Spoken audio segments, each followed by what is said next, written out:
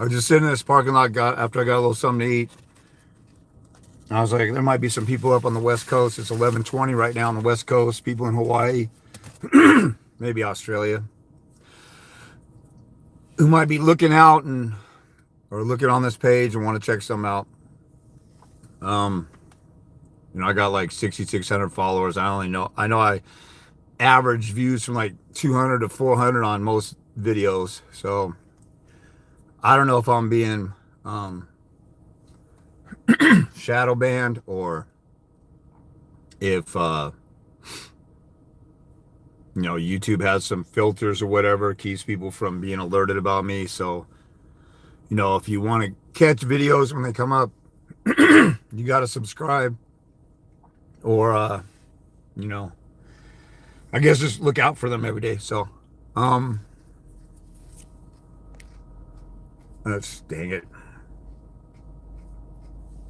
Okay, I thought I lost his screen. Free Game said, hey, James. So I thought I thought I would get on here and answer any questions if people had them. I was thinking about talking about my day for a second, because people got it kind of messed up that I don't know. I had a well, every day is a crazy day dealing with family court, but to be honest, with all the people who have been advocates out here, I don't know if a lot of you guys saw this. I can't remember if I posted on YouTube, but there's this guy named Dallas, or Malibu Dallas. He's the best guy at dealing with CPS and fighting CPS that I've seen out there. And he did a video basically telling people, you need to kind of calm down. Those of you out there using advocates and stuff. He said, us advocates are overworked and underpaid. He said specifically that, his phone starts blowing up at about 7 in the morning and it keeps ringing till about 11 p.m. And then people will text him at 2 a.m. and 4 a.m. He's like, you guys need to calm down. I need a life too. I need to recover. Like some of you guys. And he said, people are upset. They're emotional. They get triggered. This is the thing. If you find somebody like Malibu Dallas, if you're dealing with a CPS case, or you find somebody like me dealing with a family court case, you're finding like the best advocate you can absolutely have out there. And just because like we care doesn't mean you have 24/7 access to us and that we're jerks if we don't answer your immediate questions. That's not how life works in any other area of life. Now, I got people who got some really crazy, weird, and when you deal with a vast group of people, you're going to deal with a vast group of personalities. And that's fine. But I got some people with some super crazy, borderline narcissistic demands. I had a consult with you last week. I need to talk to you right now. Sorry, I got a couple of appointments right now, and then I'm going to bed, and then I got some personal stuff to do. Well, I need to talk to you right now. Your need doesn't dictate your access to me. That's why I just did a short on YouTube. You got to plan this stuff out. I just had a guy tonight. I met him like 4 or 5 years ago, and he was talking about getting on his case. And then a couple years later, he was talking about getting on his case. And he finally decided to get on his case when horrendous things were happening, and he should have fought earlier. And I've been working with him. And, I never mention any names. So when I talk about cases, people are like, oh, you shouldn't talk about cases and this, that. I'm not talking about anybody could ever know about. But, there's some people I end up having falling outs because a lot of these guys, they got with a crazy woman because they're a little crazy. Or they have a woman accusing them of abuse because you got an annoying, overbearing, demanding personality. You need to calm your ass down. So this guy decided he's going to snort some cocaine and experiment with it in the middle of his custody battle. And then he's dumb enough to tell his mom and his sister, who hate his guts. I didn't know they hated his guts. So they hate his guts. So guess who they tell or tattle to about his cocaine experiment? They go to his ex-wife. So he lost all his court order visitation in the middle of the custody battle when he had a great victory a month earlier. And then he tries to avoid a hair follicle test for 6 months, and it looks like he's avoiding it because that's what he's doing. And then right before trial, he's saying, oh, I got to do stuff for trial. And I told him what he needs to do. And the easiest thing to do when you go to trial is to create a witness list to let the other side know. Let the other side know that you're serious about going. In a witness list, you just list your witnesses, their address, and what they're going to testify to. In one sentence, this person will testify to their personal observations of my parenting, the mother's lying and slandering, or the mother going out and partying, or this person's going to testify to everything that's relevant. This guy didn't do that, and he didn't do that. He put it off. And then 3 months later, right before trial, then he does his witness list. We talked about it at several meetings. So I've had several meetings with the guy, and I give him a list of to-do stuff, and he never does it.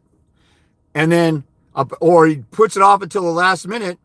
And if he just got diligent for a few minutes or had me work on it with him, we could knock it out, but he doesn't do that. So now this guy calls me tonight and says, hey, I need a trial brief for tomorrow. I said, you should have talked to me earlier. He goes, I've been relying upon you, and I need you. I'm like, I'm here and available for people, but you got to schedule stuff ahead of time.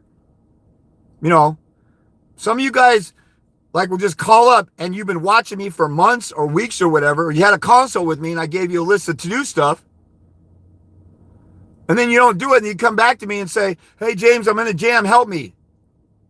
And then you wait until everything hits the fan instead of being ready for it. Or you got a hearing coming up and I didn't know you had a hearing. And I got a hearing tomorrow or Tuesday or whatever. I need some answers. Well, I'm tied up. We're going to have to do it tomorrow and that's a little bit late.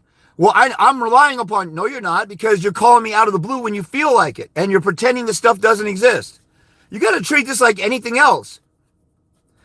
If you want to go get a job, you go to a job interview. You get ready for the job interview to impress them. You got to go to court and impress the judge and put on your best behavior and get ready and study everything. And then when it's time to go to the job, you got to show up and make sure everything's all your ducks in a row. You don't plan that like 5 minutes before you're supposed to leave for work. We're talking about your life with your kids. And then this guy tried to project blame on me and then sit here and say, well, I've been relying upon you and stuff. I'm not micromanaging a case. You didn't pay me a $5,000 retainer to manage your case. You guys have to manage your case. You can get all the information and insight and my time and devotion in the world out of me if you plan this stuff, if you schedule it. You can't just pop up and say, hey, James, drop everything you're doing. I know you don't have any other clients in the entire world except me, so be here for me. And I already had 2 guys lined up who paid, and I said, I'm not available to talk to you for the next 3 or 4 hours because I'm talking to a couple other guys who paid. This guy thinks he can just demand my time. And there's been times that this guy stiffed me for money, and he paid me a few days later, and I told him over and over. I get paid up front, and he still continued to not do it. And I worked with him because I knew that he was going to pay me. It was a little special situation. And the guy was getting scared. And then this guy also talks like every other guy. Well, I'm going to sue the judges. I'm going to expose them. I'm going to start a podcast. Bitch, you can't even get a witness list done. You can't even do the easiest thing on your case. Shut the hell up. I don't want to hear all these, guys want to tell me, hey, have me on your show or have me on Instagram Live. Talk about my story. And their story isn't all that great. It's not one that would help everybody else, but they got a little victory. And then they want a whole bunch of attention. Or, a guy wanted me to be on his podcast. And then he changed the plans or he was a no-show. Then he calls me up and said, hey, can we still do the podcast? I'm like, no, I'm not dealing with somebody who's a no-show, who has me set aside half my day. And then you don't tell me till afterward that the time got changed. That's some Mickey Mouse ghetto-ass unprofessional bullcrap.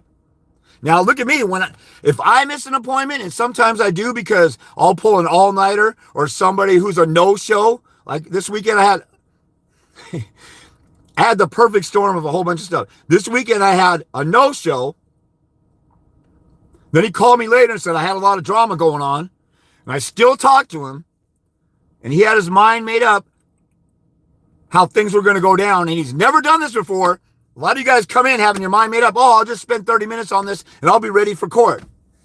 No, you should, if you're lost, you should shut the F up and listen to me tell me your situation and I'll tell you all the things you need to do. And shut the F up and not tell me, okay, let's hurry up and do this. It'll only take a few minutes to do this. That's like somebody who doesn't know anything about cars and say, hey, I want to learn how to do my own tune-up. I got about 10 minutes this afternoon. Will you teach me? I know that's not enough time, and I'm not mechanically inclined. So some of you got to wake the hell up and shut the F up and listen to somebody who knows more than you. Some of the clients I got, I recently talked to, this is why you guys are lucky I'm even around. I talked to somebody who's totally neurotic and ADHD and super demanding and will never answer my questions unless he could talk for 30 minutes telling me stuff that has nothing to do with the subject we're talking about. I could sit there and let the guy talk for 3 hours for when we could be done in 15 or 20 minutes and charge him for all that. But I can't do that at my conscience. So if they're not going to reel it in, I'm not working with somebody like that. If you got problems answering a yes or no question or talking to people like a normal human being, you say, well, I got HD and I got this and that. So you have to endure my emotionally taxing, tormenting, overbearing personality. No, the hell I don't. This stuff is aggravating enough. You need to fix you. And I had another guy who had a brain injury, and he was talking about everything under the sun about child support, and his whole purpose of calling me was to how to do contempt to fight for his daughter. He took 40 minutes to get to that point. First of all, I don't understand how the hell you don't know what's going on with your life. And then he was mad when I said, why didn't you tell me that at the beginning? He goes, I did, and I didn't know. And I'm like, you didn't say anything about that. So then we started getting right to it. This is the type of stuff I deal with all the time. Now, 1 out of 10 people call me. We get right to the point. They're ready to take notes. And they say, hey, I need help on this, this, and this. And I'm totally lost over here. And they shut the hell up and they let me talk. A lot of people, they ask me a question. And halfway through my first sentence, they talk over me. You're not a teachable person. You need to shut the F up because we're talking about your life with your kid. If you're calling me because you need help, there's basic human things that you need to do. And for some reason, if you're doing orientation at a job to learn a job that you just got hired on, they're going to pay you $30 an hour and you never made more than $20 an hour. You should shut the F up in orientation and listen and take notes and not say, hey, what do you think about doing it this way? And you don't know anything about that employer. And you're sitting there dominating the conversation. You see how insane this stuff sounds? This is the stuff I deal with every day. And then at the end of the day, people I poured out my lifetime and energy with, the guy I told you that asked for a trial brief the night before trial, that dude would call me and say, hey, you want to talk at 8, 9, or 10 o'clock at night? That was always his preferred time. And sometimes I'm willing to do that. But he asked me to, after a long day of dealing with people, I have to deal with this stuff. Then there's some projects I'm working on with people. And then I got some personal stuff I'm dealing with. And I still look out for my daughter, my elderly mother. I'm a co-guardian with my sister with Down syndrome. I got a whole bunch of personal responsibilities. And some of you guys are so narcissistic, you think, hey, I need to talk to you right now. Well, I can't. I got other people to talk to. I don't get 5 or 10 appointments a day. I get 30 people texting me every day. And I got to fight through which person want appointments and which are trying to milk me for free answers. And they're texting me and they're not getting to their point. I have to talk back and forth. I'm spending 3 hours a day just doing texting with 9 out of 10 people who would never get an appointment with me to see which one wants an appointment. So some good days, I might get 4 appointments. I might go 3 days without an appointment. But some people call me up and say, how soon can I talk? I'll say right now. Then people get pissed that I can't talk right now. You got something wrong with you. If you expect me, the one and only real father's rights advocate out here, to just jump when you say jump, just because you said jump, especially somebody who knows me and been working with me, and he doesn't want to get all his trial stuff done until the night before trial and expect me to just jump because he has a need, there's something freaking wrong with you. And you need to fix that. So it looks like I got a question. You helped me with my case in 2022 and I won, so thanks, bro. Well, congratulations. I don't know if I've already talked to you about that. It's funny because I did a video on a guy's comment on another video. There's a guy who commented and he said, you got a great message, James. I think you're on point. Everything's true, but you talk wrong to people. You could get a lot more followers if you talk nice and all this other stuff. If I talk nice, I would get a lot more overly sensitive, thin-skinned people who enjoy just watching my videos. And I'm still not. I've been doing this 23 years. The same amount of people who actually want to fight is still the same amount of people who actually want to fight. Only 1 out of 10 dads that make an inquiry with me will actually get an appointment and learn stuff. And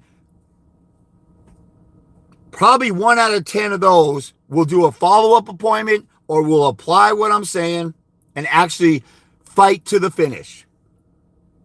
This guy is saying I'll be more popular if I'm nicer.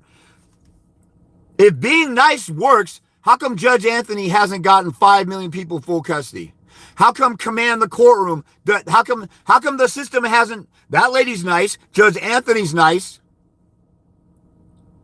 You know, Judge Anthony, when he gets a testimonial, he'll go on Instagram and TikTok and he'll do a booty clapping gay dance and celebrate with the person because they won custody or 50-50 without an attorney. And that's great. But every time I see him do that, it's not much more frequent than when I hear a testimony from somebody. Sometimes I post some of my testimonies. There's a couple in shorts right here. Those alone should convince people to want to share my videos on their Father's Rights page or share them with somebody else and reshare them. But there's too many groups like Dad Talk Today or 50-50 Dads or the Father's Rights Movement. A bunch of punk, sissy, feminine, limp-wristed, cowardly men who just want to whine and complain about the system. That's 90% of the guys. They want to get on here. Just watch. When you guys, do me a favor. I'm sure I'm not the only one that you watch, okay? When you go to a Father's Rights Movement page or any Father's Rights group, or even Command the Courtroom, that lady is knowledgeable and she's right about stuff and she's nice. How come the whole system isn't overturned and everybody's following her advice? Because people don't want to go in and apply that stuff because they're punk, coward bitches. And I have to call a spade because the number one problem or deficit in the Father's Rights Movement is courage. Courage to actually exert yourself and go all out and sacrifice your life for a year and focus on, just like you would if you're trying to go back to school and get a master's or a PhD. You have to not hang out and party with your friends anymore. You have to sacrifice a social life. You have to turn off the TV.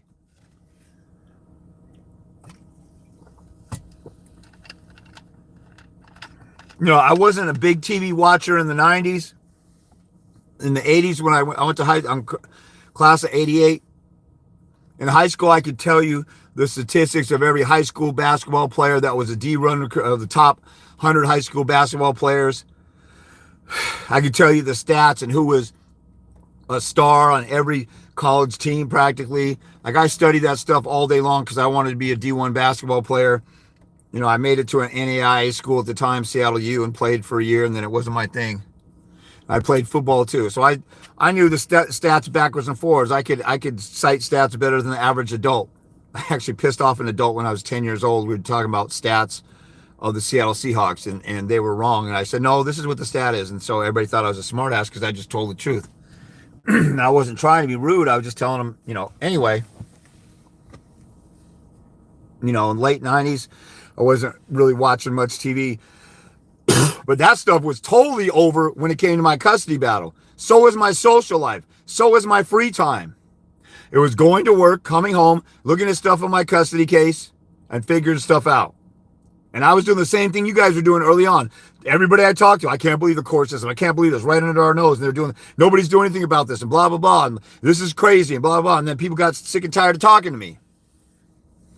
That's why the Father's Rights Movement groups, that's why Dad Talk Today, that's why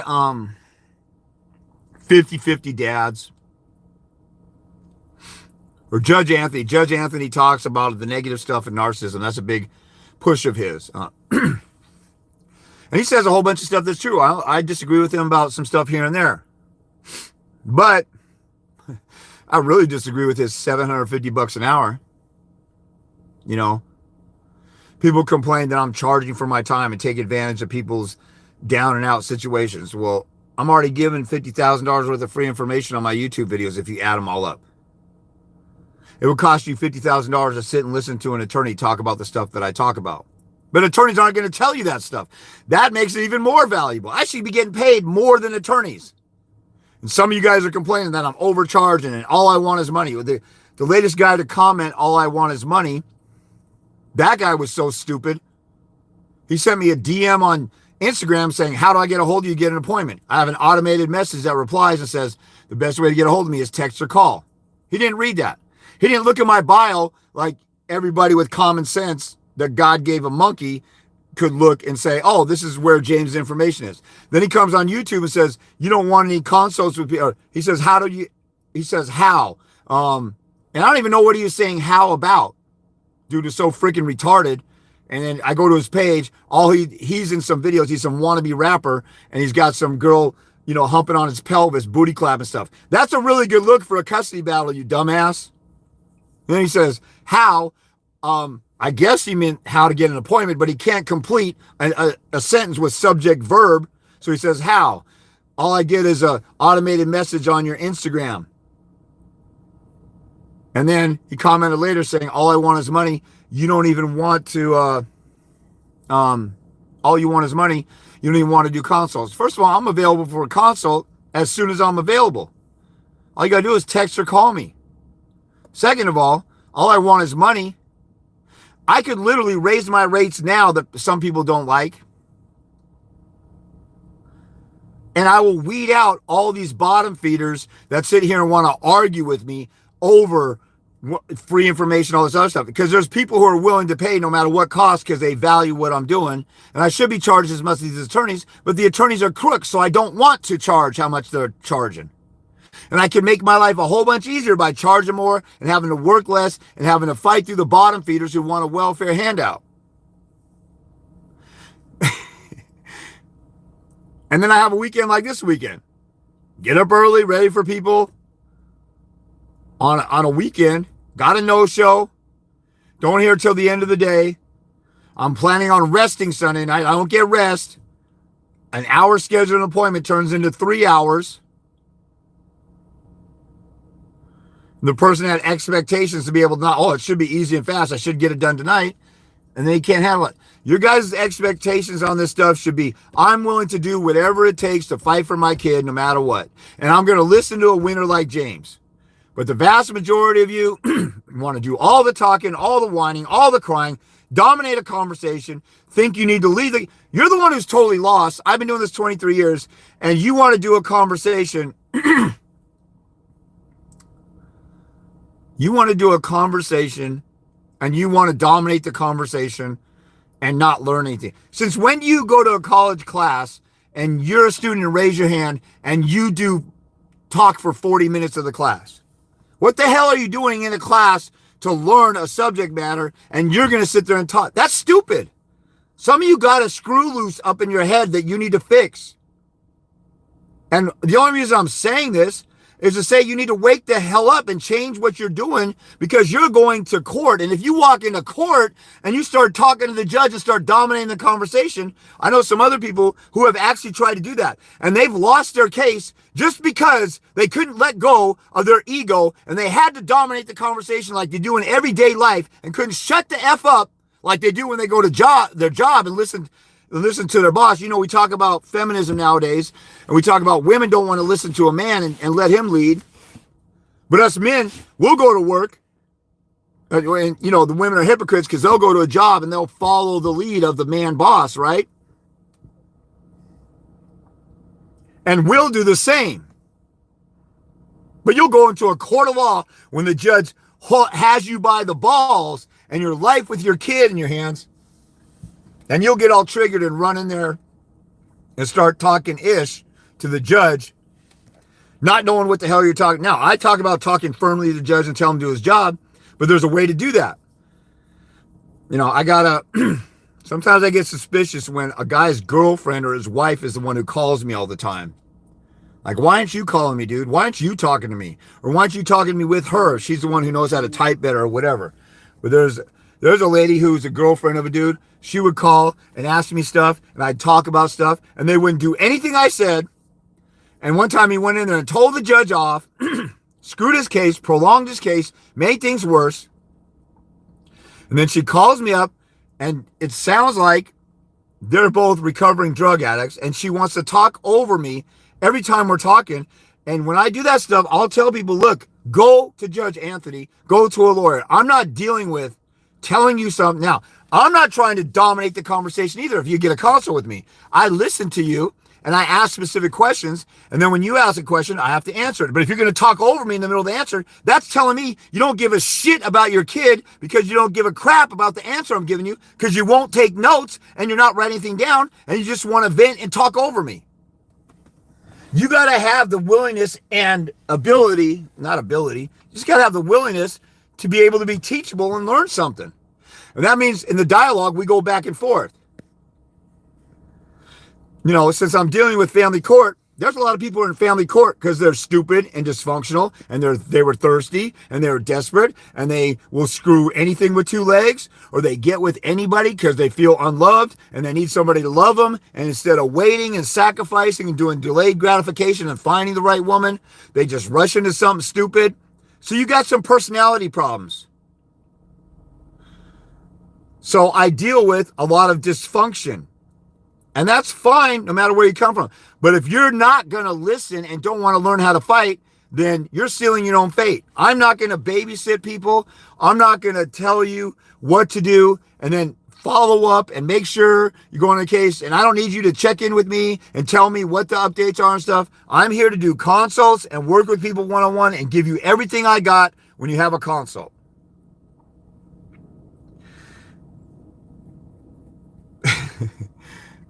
The people, I mean, the more I think about it, people are lucky that I'm even here because the bullcrap, I had 3 no-shows on Sunday last week. And I was willing to I charge extra on Sunday because that's my downtime and recovery time. And my sleep has been off for like 2 or 3 weeks now. And then I get some asshole calling me up saying, write me a trial brief tonight at 5 p.m. Like the audacity of some of these people is outrageous.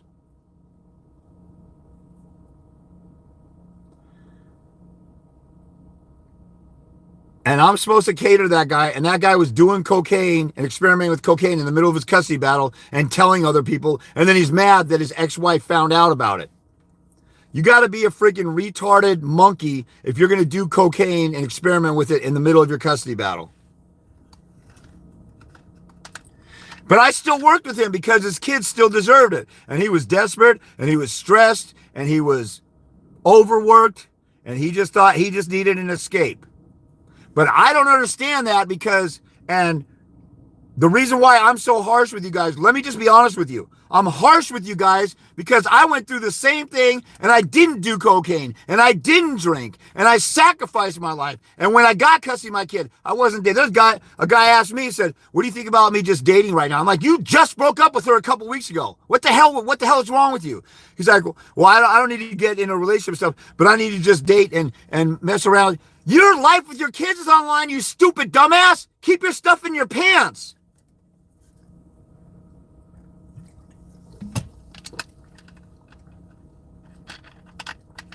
If you can't control what's in your pants, there's something wrong with you when your life with your kids is at stake. If your kids are swimming and it's shark-infested waters or one of them are drowning, are you going to say, I'll go rescue my kids in a bit. I want to go around the corner and screw this chick I saw in a bikini. Are you that stupid? No, nobody would do that. They go running out in the waters to save their kid. Somebody's asking me, should I date because I need to date because I have a personal need met. Grow some balls and be a man and sacrifice. That's all that these Andrew Tates and Kevin Samuels and all these men's rights groups are saying. Men sacrifice. I just saw a meme. Men sacrifice, and I'm talking loud right now too because you guys are telling me on YouTube it's really quiet. Some people complain, YouTube's really quiet, I can't hear you. And I go on there and it is low, so I turn on my volume and I can hear it just fine. That's the kind of numbnuts sometimes that are watching me. All you got to do is turn up the volume's low. Duh, let me turn up the volume. You didn't think about that, so you're complaining that it's so low. Now, I could do this stuff on my camera and use a microphone and do better, but a lot of times, especially now after 2 days of total chaos and guys being no-shows and then calling me late at night and getting demand after demand and then somebody calling me in the morning and not getting to the point and turning a 30-minute call into 2 hours and then me being on a sleep deficit, all that chaos and stuff like that. You guys are lucky I'm still here. So if you reach out to me, you should reach out to me ready to go. If I'm the coach of a football team and we've been practicing all week and you missed a day of practice and you didn't study the playbook, and when we do run-throughs the night before the game, you're lost, why the hell should I put you in the game? Why the hell should I even tolerate you? You guys think you should get a welfare ticket because you're... This is what the problem is in America with the bitch-made mentality that most men have when it comes to family court. Like, men can tough it out at their job. They can listen to their boss and be a man's man and a tough dude and stuff like that. Then when it comes down to family court, you don't know what you're doing. You get help from James and all this stuff. And then you're like, this is so hard. It's the worst thing I've done in my life. And I shouldn't have to do it. Right. You shouldn't have to do it. I agree with you. You shouldn't have to go through this hell. You shouldn't have to figure out all this legal mumbo jumbo. The court should be in plain English. There's all these obstacles there that shouldn't have to be there. Well, guess what? Misentitled diva welfare mentality, bitch. Black people struggled. Women struggled through the women's suffrage movement. You know, they got treated like crap. Women used to get beat up and they couldn't get the cops to arrest the dad for assault. So here we got DV laws now. All the men's rights groups or legislators turned into bitches and just let women just take over. Now we got laws where coercive control is domestic violence. What does that mean? It means anything the judge wants it to mean. In Washington, it's even worse. In Washington State, if you drive your car erratically, let's say you swerve and miss a squirrel, and your baby's mom's in the car, she's your wife or whatever, and she swerves and she kind of hits her head on the window or something or gets scared, she could get a domestic violence protection order against you because you were driving erratically. That's how crazy it is in Washington State. When they were trying to pass those laws, I had a couple of lawyer friends of mine call me up and say, hey, James, you need to tell all your followers to vote against this and call their legislator. And it still went through because not enough dudes did that. But there were female attorneys that said this law is dangerous and crazy. And I actually got a domestic violence protection order against the last lady I dated before who I'm talking to now. And under that same law. And then she went to court over and over and tried 4 different times to get protection orders against me, and I defended against it. So there's hope to defend against protection orders for guys to get them. But you guys won't call the cops on your baby's mom when she beats the snot out of you or the kids or is stabbing everybody or throwing stuff. The cops come out and you feel sorry for them. Don't you know that's the trick already? Like, the more I talk to a guy on their case, they sit here and tell me, okay, well, I want to go to court and I want to get 50-50, but I don't want to take the kids away from my baby's mom. And they're almost apologizing for thinking about custody or 50-50.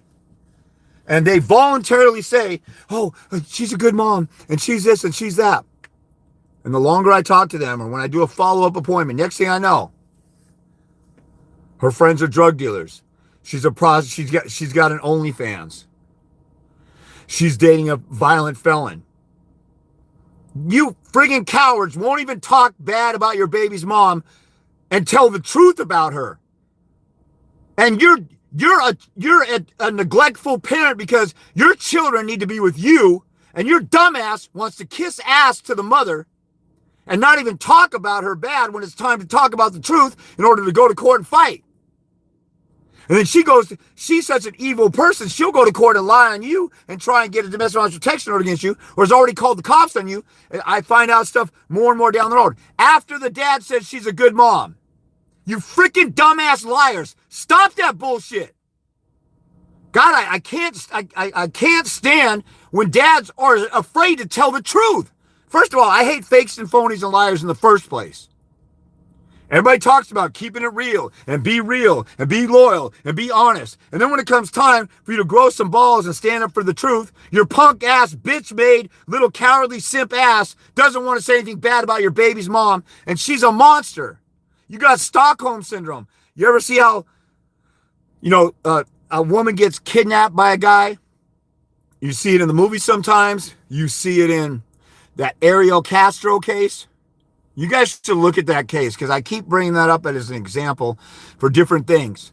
Ariel Castro was in Ohio and he kidnapped 3 different women. They were like ages 17, 19, and 20 or 21. He had them in his basement for 10 years. They never left the basement.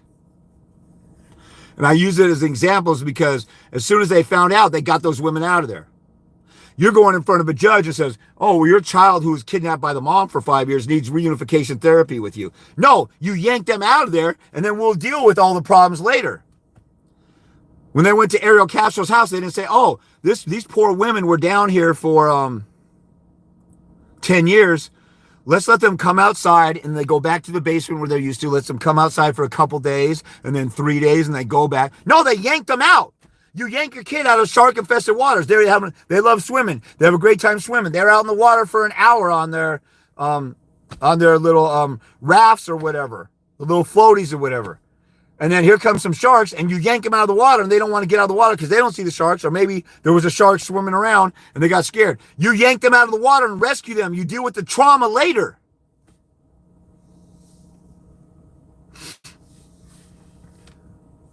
So that Ariel Castro case, I use that as an example. When the courts say something stupid like, we need to gradually reunify the kids with their own dad. I'm trying to make, whoops, sorry. I'm trying to make sure I didn't make it, miss a comment. So much stuff that pops up.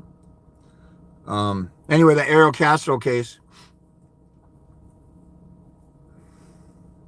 One of those women said they started feeling empathy for him. That's Stockholm syndrome. She lived with him. That guy was an evil, demonic, psychotic, subhuman piece of shit. And he killed himself when he went to jail and saved everybody the time. And he even wrote in his diary, he's a horrible person. He can't help it.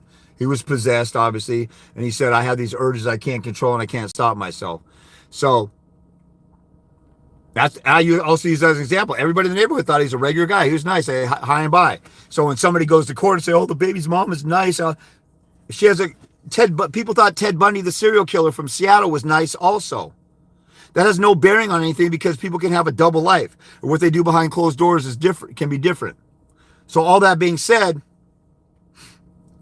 I'm using it as an example here because the Ariel Castro case shows how a woman who was a captive of a purely evil human being felt human empathy for him. And that said more about who she was and stuff. And probably saw, maybe he grew up and he was molested or whatever. Now he's turning into a monster, right? So she saw the humanity in him because every one of us has got that.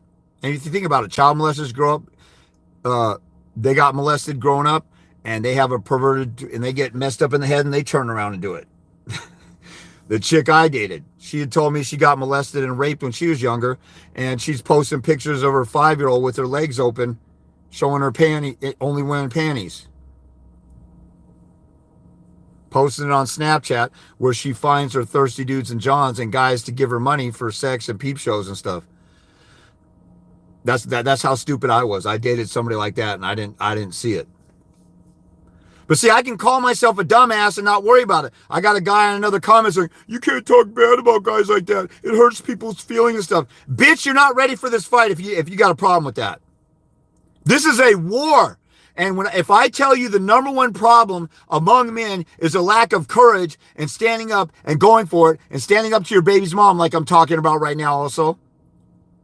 If that's the number one problem, I got to address it all the time. If all you guys were warriors ready to fight for your kids, I'd be just talking to you nice and firmly and saying, you got to do this and you got to do that and you got to do that. But because so many of you call me, oh, this and man, my baby's mom and the judge, and they don't like me and I'm nice. So why do I got to fight and exert all this time and energy? Because your kids are worth it, bitch. Stop being a bitch. I mean, it's a theme in a bunch of movies. The Lion King, for example. Simba, when he ran away, he was a scared little cub. But when he grew up, it's time for him to grow some balls and be the king of the jungle. You guys have situations. You're the father of the family. You're the king of that family. The mother is like Scar in The Lion King. She's a family member who's a total traitor who tried to dethrone the king. throughout history, if you ever see a queen trying to dethrone a king, she might get killed even though she's the wife of the king. They never even thought about being even tempted to stand up to a king in those days. Just like kids never even thought to back talk their dad. They would get their head slapped halfway across the room. It's only in modern day America that this kind of nonsense goes on where a kid can tell you, where's my cell phone? Shut the F up, Mom. I want this cereal, and throw a tantrum. Back in the Middle East in the 1400s, a kid would get picked up and thrown across the room or out the house and have to sleep outside like the dog. So back to my main point. You got Stockholm syndrome with your baby's mom. And you're looking at the humanity in her and bypassing the child abuse, the mental illness, the inability to work with you and make good decisions for the safety, health, and welfare of the children, the harassment of you, putting the children in the middle of conflict. All those things are dangerous to children. And your punk ass doesn't want to rescue them because you want to be politically correct. And you want to kiss ass to the court and to the mother, and you don't want to commit blasphemy because it's not right in modern America to be able to talk bad about a narcissistic, psychotic, child-abusing mother. You better wake the hell up and go rescue your kids because you're their only hope, and stop being a punk-ass bitch. So, if I tell people that, and that's the solution, they go, man, I've been a little bitch. Let me stop. I've had guys who call me, and they say, James, I'm tired of being a bitch. I've been a bitch. I said, dude, shut up. I don't want to hear you condemn yourself. I just wanted you to wake up and reach out for help. Now, let's go to war. Let's fight. If you're a football coach, or if you're the trainer of somebody at I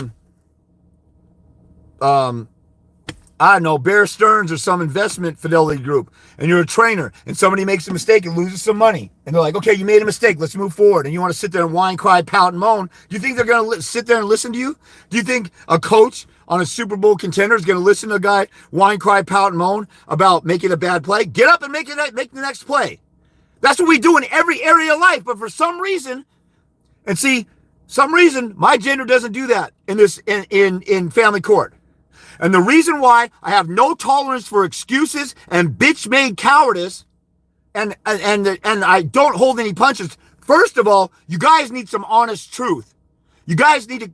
Everything out there is bullcrap and fluff and nicey nice, this and that. Even Judge Anthony, sometimes he says, well, don't attack a guardian ad litem or don't attack the mom. Think of the long game and do this and do that. And some of it is part of the warfare of wearing somebody down. But it's a pussy version of that, of what you really need to do and what really works faster.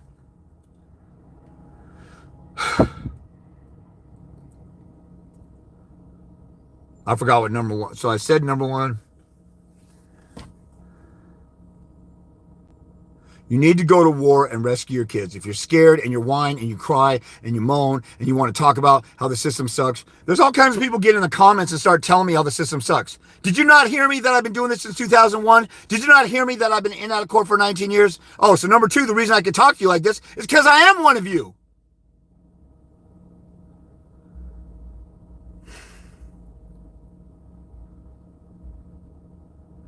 If somebody is struggling in an area of life with smoking and somebody overcame smoking and like, oh, I can't do it, I'm addicted and stuff. Sometimes a friend might grab you by the shirt and say, stop being a sissy and fight this addiction. Or they're fat and they're out of shape. Oh, I can't, I just addicted to ice cream and it's so hard. It's hard. So what? You made the choices to be here. Let's go to war over the fat in your body. Come on, get off your ass. Let's go run. Let's go work out. Let's put that food down.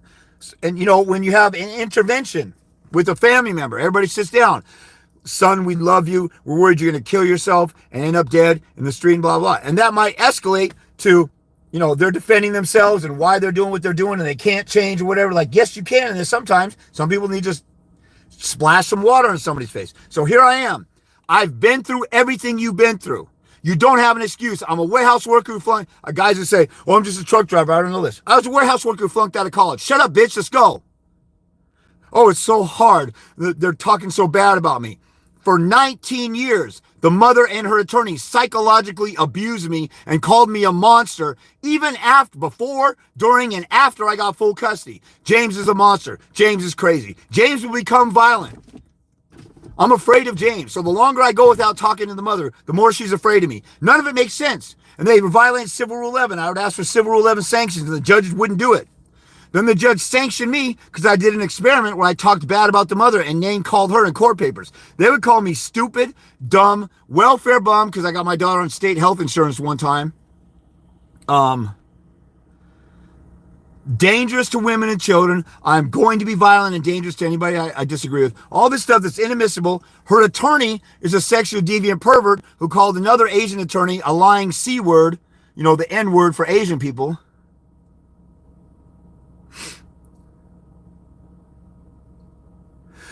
Her attorney lost cases on purpose for women clients, and they would go broke, and then he would invite them to come live with him, and to pay off their bill, they would do free labor in his house. So he set up a slave labor camp in his home for like 20 years straight with women clients that he lost for cases on purpose. And I reported him to the bar, and the bar didn't care.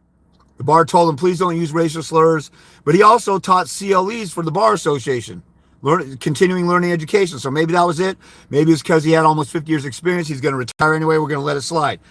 I want to protest in the neighborhood of the guy who made that decision to not punish him that hard. See, this is the type of stuff that I do that would change the system if every punk-ass bitch would get off their ass and in their own case, hold the guardian ad litem accountable, hold the other attorney accountable, hold the judge accountable. I've protested my judge in his own neighborhood. I've protested judges and lawyers on other cases and then help people win because those lawyers backed down or the judges started changing their mind.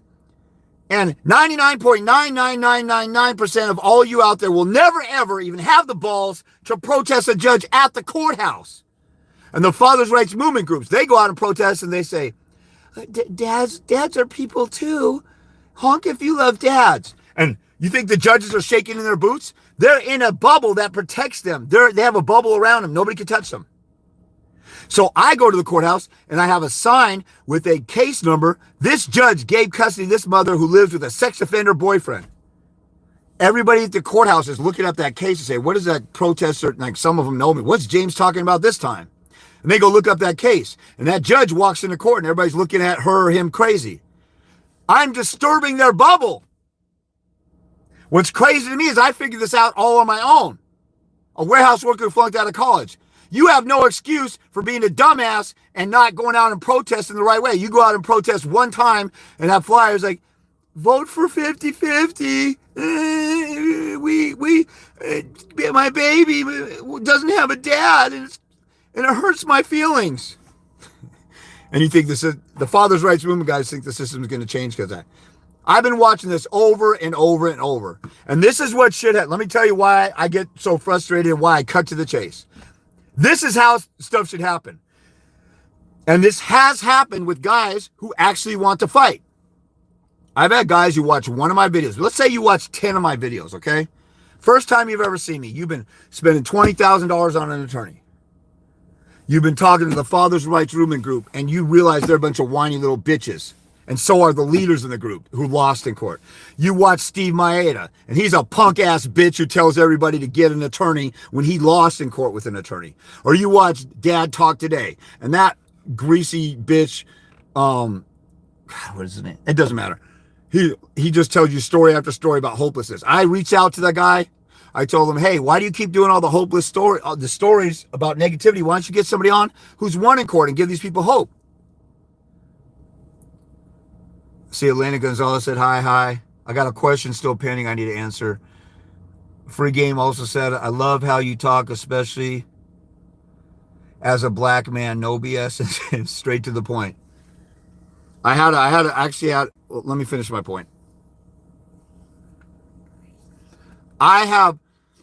You've been going through court 1, 2, or 3 years. I went through it for 19 years. You don't have an excuse to quit on your kids. I got guys who say, how do I terminate my rights? Bitch, how long you been in court? Oh, a year and it's overwhelming. You're showing your cards and you're showing your thong. You're being a punk ass bitch who nutted in a woman real easily after 5 minutes. And now you have to fight for the next year for your kids. And you're such a lazy ass bitch. I have a guy who came to me in like 2005 or 6. I helped set him up for victory, and he half-assed it and lost. Then his 2 different babies' moms were both coming after him.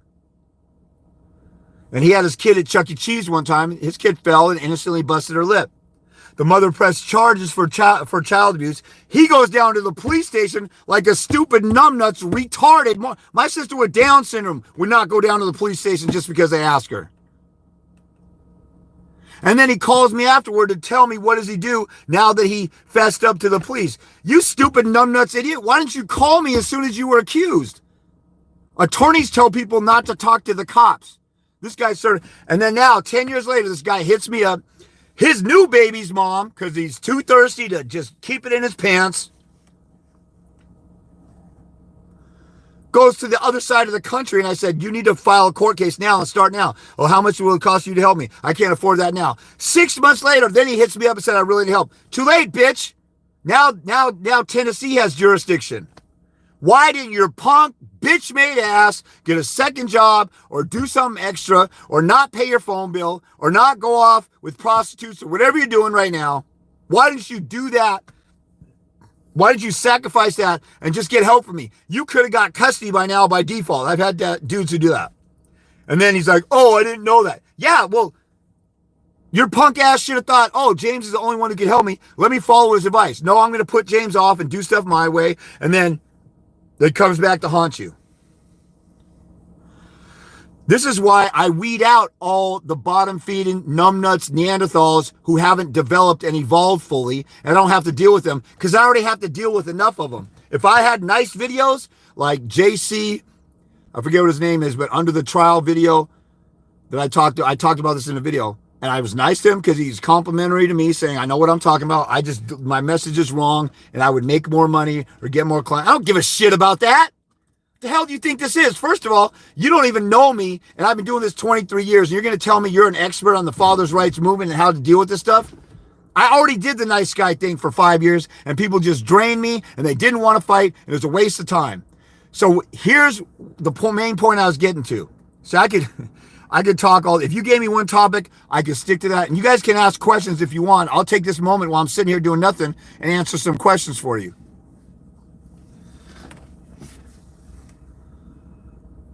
But I've been through all of the same stuff you've been through. You don't have an excuse to come whining to me and make it go away. I'm here to help you win. If you don't want that, get the frick off my page. I don't give a shit. If I don't have anybody who calls me up and wants some help, I will go get another job and I'll be fine. Your dumbass will be screwed because there's nobody out there helping people like I am. Except Judge Anthony at $750 an hour. See, all this stuff, James is saying stuff that hurts my feelings and stuff.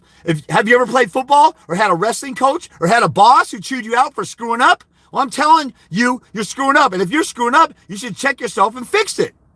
If I'm not talking about you, you should just tough it out like a real man with balls and sift through all the hostile talk I have and get these golden jewels of information that you will not get anywhere else. I've had guys on TikTok say, you didn't get to the point until minute 9 or minute 8. I had to sit around and wait for that. You freaking gay little fruity ass, punk ass, lazy, entitled millennial bitch of a drama queen. You can't wait 9 minutes to get information that you won't get from an attorney and to even talk to an attorney. They don't want to talk to you unless you retain them for $5,000. And I got a free video for 10 minutes, and my gender is filled with bitch-made fruity gay boys who don't like waiting 9 minutes for the main point.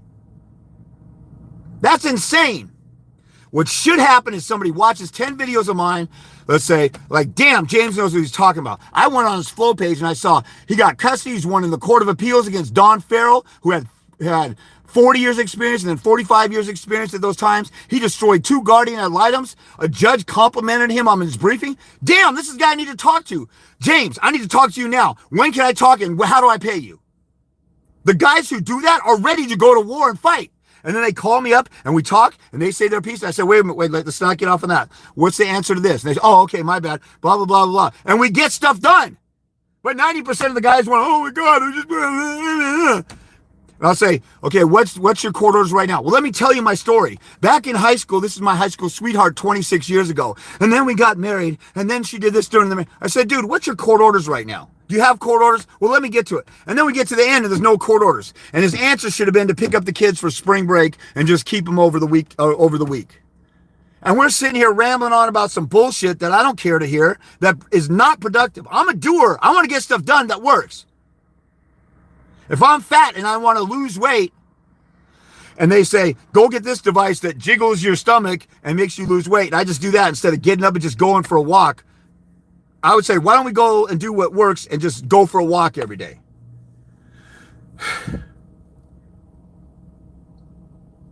My gender should be logical and not be feminine and not be a bunch of pussies.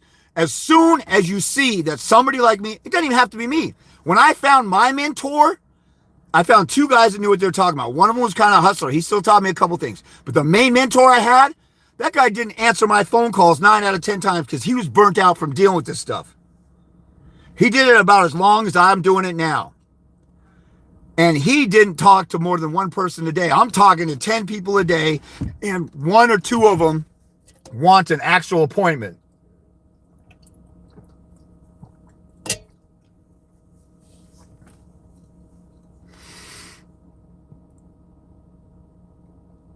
I got a daughter with special issues. I got a sister with Down syndrome. I got an elderly mother that I take care of, and I look out for them and I check on them regularly. So I'm kind of babysitting 3 other people. And then I got my own stuff going on that I don't need to get into right now. I actually have my own court case going on right now. And you bitch ass crybabies can't handle your one court case. And you call me up and think, oh, you're supposed to give me a trial brief tonight because I've been relying upon. I didn't communicate to you that I want a trial brief, but I want a trial brief now because when you told me a month ago I could do a trial brief, I waited till last minute. So you should jump when I say jump, because I'm a bitch-made diva, and when I have a need, you should jump like you're my husband, James. No, bitch. You need to take ownership of your life with your kids. I will help you with everything that you need that I could possibly do. If you're willing to fight and be on point and prepare for your case and act like your life depends on it, because your life with your kids does depend on it. The judge, let me break some news to you guys. The judge doesn't give a shit about you and your kids. Your lawyer doesn't give a shit about you and your kids. The guardian ad litem sure doesn't. The mom doesn't. There's rare cases where guardian ad litem sides with dads. The mom sure doesn't. The kids are too vulnerable to do anything for you. The only person left in this entire world that can rescue your kids is you. If you don't take on that job, because your dumb ass made kids with a crazy woman, if you don't take ownership of that, then you are the problem. So I need to wake you the hell up and talk like this. And I have to talk loud because guys don't know how to turn up the volume on their computer. That's too hard for them. Just think about that. Guys are taking the energy and time to complain that the volume is too low. And I go and check it on my phone and my computer. It is too low, and I turn it up and I can hear it just fine. And other people comment, I can hear it just fine. That's the laziness I'm dealing with. Your life with your kids is that, like, we're on the brink, like in America, of this stuff collapsing. Whether you know it or not, if you don't know it, you're a freaking dumbass. And you're part of the problem. We let the government shut us down, destroy our economy, destroy businesses. People committed suicide over a corona that's the same thing as a cold, flu, and the one they manufactured. And punk-ass bitch-made faggot dads walked around wearing masks in the car all by themselves. They would go jogging, and there's no human being within 100 yards, and they're wearing masks like a bunch of little compliant bitches. Just like they did in the 1920s for the Spanish flu. And guess what killed everybody in the Spanish flu? Wearing a mask and getting bacterial pneumonia in you. And Dr. Fauci even said bacterial pneumonia kills you. And the pathogens that get trapped in the mask give you bacterial pneumonia. Go back and look. Dr. Fauci said everybody in the Spanish flu died from bacterial pneumonia. Why? Because punk-ass bitch-made slave sheep followed the lead of a government. The government works for us. I can go out and do whatever I want. If somebody doesn't want to have contact with me, go back in your home like a little bitch and stay there. You're free to do that. I'm free to do whatever I want. So we have people coming after us trying to destroy this country and our way of life and stuff like that. And everybody's asleep. In family court, they destroy families, and they've been doing it, and everybody's asleep. And everybody just Raise a little stink, like, hey, look at me over here. I'm suffering. Somebody help me. They always want somebody else to do it. During the revolution, when we fought the British and we basically got independence from Europe and became the great country that we are, despite our sins of the past and all this other stuff, and despite we were one of 5 million cultures and countries that had slavery, we at least got rid of it like a couple other countries in Europe, and we worked our way toward it. People had slaves just like people have pets and stuff. That was the nature of the cruel world that we lived in. There's slavery in countries right now. We created slavery in Libya when Hillary and Obama took out the leader there. He wanted to have his own independent banking system. He wanted an African country to get off the white Jewish world banks. And so we killed him because of that. And now there's slavery in Libya. And we're worried about what gender some bitch-made fruity weirdo wants to be called. We were totally turned out here. So I look like an asshole because I come up here and say, wake the hell up, be a man, grow some balls, call your baby's mama out for what she is. As long as you're not in danger, as long as she doesn't have a mafia or gangster boyfriend, and you're not worried about getting killed and taken out, grow some balls and stand up to your baby's mom and treat her like the enemy that she is. Stop being a bitch. I went through what you went through. I wish my baby's mom would have worked it out. As soon as she started withholding my child from me, she fired a first shot in a war.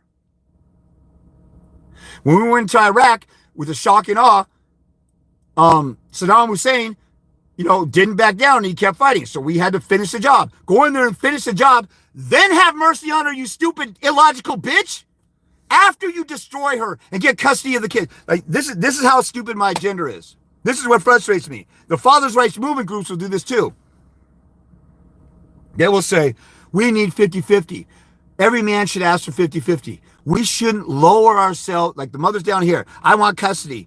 Look at her moral standard down here. I want to take the kid away from the dad. You shouldn't go down here and ask for full custody. You bring yourself to her level. That's a fruity faggot little bitch made mentality. I don't care about what I just said. If she's the bad alienating person, the kids, you should take the kids from her and keep the kids. And then what guys usually say is, I don't want to take the kids from the mother. I want her to see the kids. You stupid, dumb, retarded, punk ass airhead. If you get custody of the kids, you can let her see the kids anytime you want, you stupid moron. Why the hell didn't you think of that? Oh, okay. If she gets custody of the kids, you will never see them more than 1 minute than what the court order allows. Men are generous with their kids. Men put the kids first. Men set their happiness aside to put their family first. Women use their family to get their happiness. Women are supposed to be Robin. They're supposed to be the hand deck. They're supposed to be the second-hand person. They're a helpmate. Men are the CEOs, the quarterback, the leader of the ship. We are Batman. Robin can't fight Gotham City by himself, okay? Women are out of line when they take control of the family. They're like Simba and the Lion King. They take over. There's a rightful king that's in charge of that kingdom. You are the rightful king of your kids in your kingdom. If you don't take control, it's in disorder. And the Lion King, I'm mentioning a cartoon, which may sound stupid, but it has great modern regular life principles in it. Because most people in their conscience, they know how God's order is and nature's order is with everything. And when you have to tell a story and stuff that resonates with people, you have to tell stories like this. But then we get into the real world and then everybody's fake and phony and stupid and bitch-made fruity men that have been softened with a bunch of sprinkled softening feminism just bow down to everything. And then when you go to court, which is a real fake world, no attorney goes in there and says, this is ridiculous. You're destroying the family. That child's blood is on your hands if you give the child to the mother and that child gets beat up by the mother's violent felon. Attorneys won't say that because you can't talk bad about the mother. Where the frick did you get that stupid ass stuff? All this stuff I'm talking about, I just gave you some jewels about the way you need to approach stuff. But the number one root problem with men in America and family court is they're ballless, bitch-made cowards who don't want to fight for their kids or they're afraid of their baby's mom. You see comedians talking. Bernie Mac, he said one time he's afraid of a woman. Like he doesn't talk to his wife a certain way. He's afraid of her. Other comedians have said that. Happy wife, happy life. Let's just submit and bow down. No, bitch. You take control of the family. If the mother doesn't get in line, you divorce her, and then you get control of the kids. Or you put her in check and put her down. The curse of Eve says that the woman's desire is to the man, but he will rule over her. It'll always be a man's world because we're bigger and stronger, and we will start the wars, and we will build everything that's in the world that they live in and they're ungrateful for. But the women always want to rule over a man. That's why it's not enough to get 50-50. They want control. They want money. I talked to a guy, his ex stole money from his business. And he gave her money. And she's complaining he hasn't paid child support when there's no court order. She's trying to extort him for as much money as possible. He's calling her out. 90% of you bitch-made, fruity guys who are getting rolled over. And if it's you, then all you got to do is change. If it's not you, don't be offended at what I'm saying. Everybody knows this is the problem with society. I had to realize I was being a bitch when it came to certain things in life, and I had to change that stuff. I had other guy friends tell me, look, you're being too nice to the women in our church. They're taking advantage of you. Stop doing that. So there's a balance. There's a balance where, some of those guys are overly insensitive, so we balance each other out. I said we should be a little more kind and gracious and nice. They're like, okay, that makes sense. You need to stop being such a bitch. Life is all... Correction is the way of life. That says that in Proverbs. You have to be... If you want to get better, somebody has to correct what's wrong with you. And so... The dude who gave me the little fruity gay comment, oh, you're really nice, but you got great ideas, but you're not nice enough. You have to be nice. Psychologists say it, and you'll be more popular. That's a feminized, simp, bitch-made comment because nobody wants to hear anything that hurts their feelings. All you need to do is hear it from me once. If you don't like watching my videos, watch a video once or watch one of the videos where I'm nicer and to the point and learn something and then do it. If people want to watch my videos for free, there have been guys who watch my videos, never got a consult with me. There's a testimony I posted. Maybe I didn't post it on YouTube, but it's on Instagram. If you go to Instagram and type in hashtag HIGC for how I got custody testimony, you'll see a few of them. There'd be 100 of them now, but about 30 or 40 of them got deleted from my first Instagram when my Instagram got deleted. I told you my mentor didn't do half of what I'm doing. He didn't share with me. You guys are getting 100 times the information I was given. When I destroyed my baby's mom and her attorney, I won in the Court of Appeals. I'm destroying these people with 1% of the information that you're getting for free. And bitch-made gay boys are still crying and complaining. And then they're complaining that I'm talking harshly about their bitch-matedness. And people get sick and tired of hearing this. Well, if everybody just starts growing some balls, I'll never have to address it. But 90% of the people I talk to want to whine, cry, piss, and moan, telling me nothing's changing. The answer is for guys to grow balls. The answer in society, I was kind of getting to that when I was talking about the whole, you were on the brink here. I mean, it's going to take the people rising up or the country falls. But they set it up to soften men. When you go, like Andrew Tate says, whether you like Andrew Tate or not, this stuff is true. I never am part of a cult of personality. I hate them because they're liberal or conservative, Republican or Democrat, or because it's this guy on this platform. If somebody says something if a pedophile says that smoking is bad for you and it's true, I'm not going to smoke. I wouldn't say, well, that pedophile says smoking is bad for you, so let me smoke.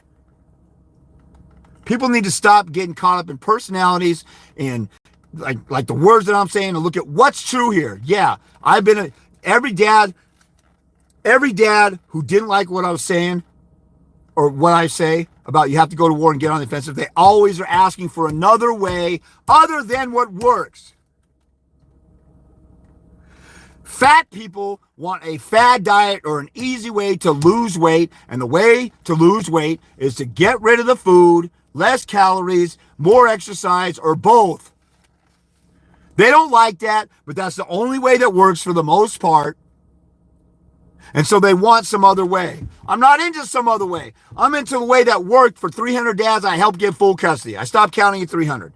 Thousands of other dads who fought off bogus protection orders got 50-50 went from supervised visitation for 2 hours to 50-50. I have a guy in Texas. He got on the offensive with an attorney, did a deposition just like I told him to. A month later, he has 50-50 after he was only seeing his kid for a few hours or something like that. Kid was like 1 year old. Mother settled because he got on the offensive and wore her down. I keep having stories like that, and you bitch-ass, sissy gay boys want something else still. I show you over and over and over again. You should be convinced. I've had people who call me up. They see one video. They call me up. What do I need to do? Let's consult. How do I pay you? Then I have other guys like, oh, you charge? Or how much you charge? Well, that's a lot. I went to this guy and he paid this much. Well, how did it work? Well, I got royally screwed, but at least he only charged that much. Bitch, pick a side. Do you want to go with me or do you want to go on your own? Okay? This is the reality that we live in. This isn't nice. This is war. You're in a war. You're in a war over your kids. It's not going to be nice. Your commander in your platoon or the leader of your group in a war is not going to be nice about this. Let's go to war, guys. We're going down this hill. We're going to go after these people. You stupid jackass, you almost got us ambushed. Stop doing that stupid shit. You almost got us killed. Now, I don't talk like this in consultations unless somebody repeatedly disrespects me and doesn't answer, and I have to make it clear to somebody with a disability or a brain damage or something, look, you need to answer my questions or I'm not working with you. Then I'll put it down. But I've had guys who call me, get one consult, go to the contempt motion the next. I had a guy in Georgia. Let me give you an exact example. Guy in Georgia calls me. I've talked about this before, but calls me like 6 o'clock, hits me up like 6 o'clock, wants to talk at 9 my time, which is midnight his. I got a contempt motion tomorrow. I need to talk to you. How do I pay you? Boom. He saw the value of what I'm saying. He acted immediately. Now, people do that in life. They see somebody who lost 300 pounds and you need to lose 100 pounds. If that guy could do it, I could do it. What did he do? And they get on it right away. This guy got the mother found in contempt. He went from every other weekend to every weekend for 3 months because she withheld the child 3 months. He destroyed her attorney by himself. We prepped the night before and crammed for it. And the judge told her, you need to do the tweaks in your parenting plan. You guys can go out there and mediate and resolve this, or else you'll come back in here and I'm putting you in jail for 21 days. This guy acted immediately. Now, you may not get a contempt with 21 days jail time, but he got makeup time, and that's really all he cared about. He thoroughly demolished them. And what was his thing? What was the thing that helped him? The number one thing? He had some balls to take action immediately. That's the answer. That's why when I'm up here telling you guys, do this and do that, and you're like, no, that doesn't work, and this doesn't work. What did you do that one? I don't know. I keep losing. Shut the frick up and shut your dumb-ass, punk-ass, loser-ass mouth up and listen to me. Don't argue with me in the comments. The guys who usually argue with me are losers who lost, who don't like my tone and don't like the reality of you got to get off your ass and grow some balls and let them drop and get on the offensive and actually have to blaspheme the baby's mom. It's amazing that I have to really enforce this stuff. And I'm not going to do it with people over and over. That's when I see guys who call me up and they miss an appointment and they don't tell me and they call me up and they want an appointment. Then they decide they're finally going to pay. And then we finally talk and they want to talk over me and they don't like the answer and they're crying on the phone, all this other stuff. It's time to go to war. If other guys can figure it out on their own, so can you. So maybe I need to give somebody a pep talk or encouragement or guide them along nicely for a while, but I'm not going to do it every single day. And if you're a dumbass, like the example I showed, where a guy is experimenting with cocaine in the middle of his custody battle and then telling his mother and his sister who hate him, who are on the mother's side, and then he's surprised that now he has to take a drug test and can't see his kids. And then I tell him 4 months before trial, do a witness list. That's the easiest thing to do to get ready for trial, among other things. And he doesn't do it until like a week before trial. And then he calls me up the night before trial saying, I need to do a trial brief. I told you about that 3 weeks ago. Well, I'm relying upon you. That's your dumbass fault that you're relying upon me, but you don't communicate to me when you need something until the night before when I got other people who already paid me and I'm going to devote my time to them. This is the insane stupidity that I deal with every single day. You guys are lucky I'm still around. Now, I know some of you guys appreciate me, but all the hater bitches out here that are arguing with me, I need to shut them down. I guess I'm kind of venting like the father's rights movement bitches and stuff. So I'm being a bit of a hypocrite, but that just makes me human. So let me make sure I didn't miss any questions. Look at this. There's a woman on here, Elena Gonzalez. She says love to listen. If a woman loves to listen to me, how come you punk-ass bitch-made men are all panties in a bunch? My panties are in a bunch. James, stop talking bad about me. Yeah. All you guys who got your panties in a bunch and are feelings hurt by the way I talk, go watch a David Goggins video. A very successful man who overcame getting the snot beat out of him.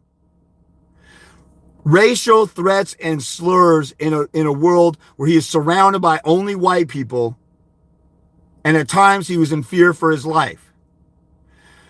Fat, flunking out of school, loser, and that guy can do a triathlon every weekend for a couple months because he made up his mind to do mind over matter and make decisions in the face of suffering and to go through suffering. You know, there's some studies out now that there's a part of your brain that develops. I forgot the guy's name. This guy's a Stanford professor with a beard. He has all these health things on his show. He talks about things like fasting, cold therapy, all this other stuff, all this non-conventional naturopathic medicine. He's a professor at Stanford. And he said there's a part of the brain that develops in people who repeatedly do stuff they don't want to do. Get up in the morning and run. Take a cold shower. Go to the gym. When you habitually do stuff you don't feel like doing, it develops something in your brain. And just think about it. You become bigger, tougher, and stronger. Why do you think in football, when you have 2-a-days in the summer in high school, why do you think they make it so hard? So that it's easy when it's game time. Don James was the coach of the University of Washington football team. They won a national championship in 1991. They went to the Rose Bowl 3 years in a row. It was one of the more dominant teams in the history of college football. Some of my friends were on that team. They told me his practices were reportedly just as hard as Vince Lombardi's practice, so that game day was fun and easy. When the University of Washington beat the University of Miami and broke their 40, 50, 60 game home winning streak, University of Washington went down like 1995 and beat Miami in the Orange Bowl, and everybody was shocked.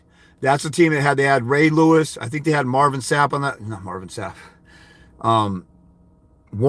on the team. Dwayne Johnson, the wrestler, actor, was on the team. They had a couple of superstars on there, a couple of Hall of Fame players. They went down there and beat them. And, in the third, fourth quarter, Miami was huffing and puffing. Washington was just standing up in the huddle because Jim Lambright, the coach at the time that took over for Don James, he had them dying in practice.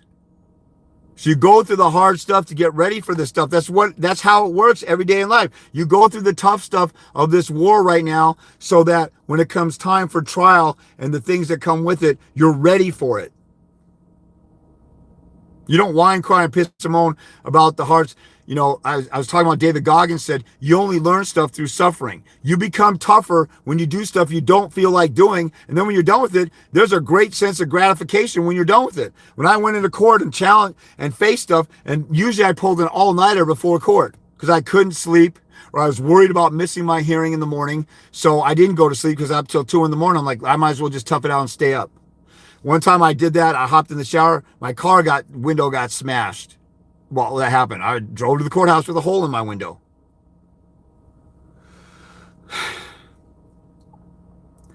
I went through being attacked, losing friends, losing people slandering me, all this other stuff, and I shined it on because I focused on my daughter, and I walked out of court eventually with my daughter full time. When I won my contempt hearing, it was extremely gratifying because I went through suffering and came out. And you know what? If you have your mind made up, I'm going to suffer through this. It's going to be tough. I'm going to lose some friends. then it's easier to deal with. If you say, I want to keep my friends, I want to keep my comfort life, I want to sit in my recliner every night and watch Monday Night Football and Sunday football and Sunday Night Football and Saturday college football and Friday Night Football and Thursday night NFL football, and you want your cush life, you don't have it anymore. If you actually care about your kids, you will sacrifice your life for a year and go to war. And the reason I can talk about this, and the reason why you know I'm authentic, because I actually did this stuff myself. Everybody else who didn't do it is full of shit. And you're out here paying them thousands of dollars. Some of you guys are just randomly paying somebody online that you don't even see, you can't even talk to, and they say, we will do paperwork for you. And you blindly believe somebody because they got a fancy website. And they're out here hustling and ripping people off. And here I am showing you my winning court orders. And then I ask people, did you look at my flow page? You see my winning court orders? No. Well, how do I know you know what you're talking about? Go look at them, dumbass. Everything is here for you. If you come in here being a hater and critical and all that stuff, you will get shut down quickly. Because I have zero tolerance to that bullshit. I have victims who come on here, whine, cry, oh, you only won because you're white and your baby's mom is black, and blah, blah, blah. I had a black judge who I won with and a bunch of white judges who I lost in front of. So I told that guy to shut the F up. And then he slid in my DMs and he sent me a picture of a gun like he's going to do something like that. And he kept coming back to my Instagram page asking me questions in the comments. So something was wrong with that retard. But I figured maybe he changed. I gave him a chance. See, a lot of you guys, I'm not up here telling all the little stories of how nice I am to people or a break I gave somebody. But I will tell you, if I miss an appointment or I sleep in, even if I'm on sleep deficit because some dumbass scheduled an appointment with me and then because of his own lazy ass, bitch-made, punk ass, slipping up MO, he says, I desperately need your help. Will you please help me? I'm sorry I missed the appointment, yada, yada. I'll still work with him because the life with some kids are at stake. And then I'm up late at night, and then I sleep in and forget to set my alarm or something. I've done stuff like this, and I miss something, and I reach out to the person. You still want to talk? I'm sorry. I'll do something to make up for it, or give you a little extra time, or a little, a cheaper packet in my store, or whatever. I make up for it, and I own that shit. And I have people who just call me up, and then they're a no-show. That's why I have to have a policy where now I ask for payment the night before to make sure I'm setting my alarm and getting up early and losing sleep for an actual appointment that I know I'll have. This is why attorneys want a retainer. They want their work guaranteed. And you guys have no problem paying a total stranger attorney that you never researched, that did not prove to you that they know what the hell they're doing. They didn't show you any history of orders. You said, I want 50-50. Oh, yeah, great. You got a great shot for that. And then 6 months later, like, man, you might as well just settle on what the mother said. They gave you they were a hustler salesman. They sold you. They were a snake oil salesman. They hustled you, and they didn't plan on getting you 50-50, or maybe they thought you would get it if it was easy. Now that it's hard, they're a bitch-made fruity little gay boy too of an attorney, and they don't want to help you. This is why I have guys who say they watch me for months and months and months, and they call me only when they're totally behind the 8 ball, about to fall in the pocket or go off the cliff. Why the hell would you not talk to me as soon as you find out somebody who won in court? Why would you not at least get one appointment with me, even if you had an attorney? This stuff is insane. I see insanity every single day. Why do you think there's a scripture that says, with much knowledge comes much wisdom or knowledge comes much grief? The more you see, the more you're grieved, because the average person is a dumbass sheep. And you know they could do better in their lives. You know they don't have to live all depressed and be down and out. You know they could get off their ass and get a job or make something of themselves. And they just want to live a mediocre life. That's what David Goggins talks about. He gets frustrated. There's so much potential in people everywhere, because that dude is Mr. No Excuse at all. Dudes run 100-kilometer races on a broken foot or bleeding feet. And he makes up his mind to endure pain to accomplish a goal no matter what his body's telling him. And then he says, if I could do that, how come your ass can't get a job or work 2 jobs? Kevin Samuels has guys on his show. Kevin Samuels gets berated for bashing women. Guys come on his show and say, I got 2 kids with 2 babies' moms, and I want to settle down with a new one. He's like, you stupid ass bitch. You got a family. Go raise them. You make 20 bucks an hour, go get a second job. Get your shit together. Get in shape. Kevin Samuels sees all kinds of people, and he's frustrated with these entitled women who are fat and ugly and think there's women who's been on a show that are literally fat, ugly, and grotesque and call themselves an 8 or a 9. 5 is average. An average, decent-looking woman is a 5. I dated a woman, thought she was a 10. She was a 7 on her best day with filters, and probably a 6. She was above average pretty.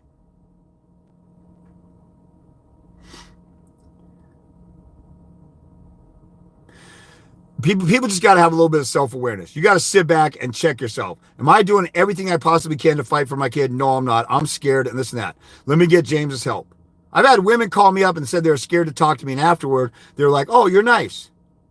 Or I have other women who aren't afraid to talk to me, and they call me up, and they actually like me telling the truth. Because women look for a man to actually be honest and be a real man and not be, if you've been a simp to your woman and trying to appease, and I learned this the hard way too. Like I would please women. I grew up with 3 sisters, so that's why I was more of a beta male growing up.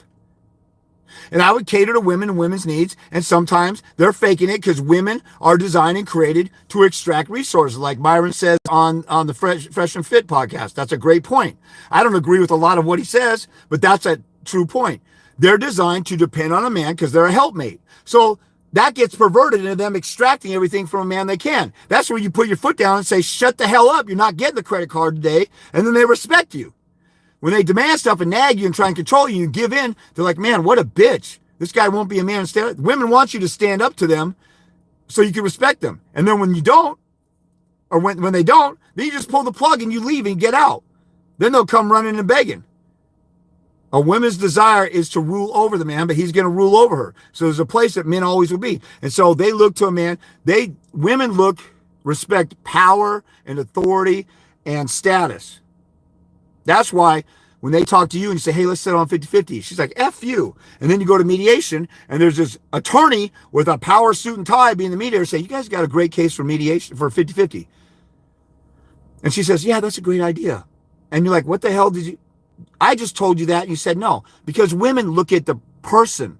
They don't like you, so anything coming out of your mouth does not go into their ear. They look at somebody with a power suit and tie that they respect, and whatever they say, they listen to and absorb because they're looking at the position of power. There's something wrong with women or distorted compared to the way we think logically.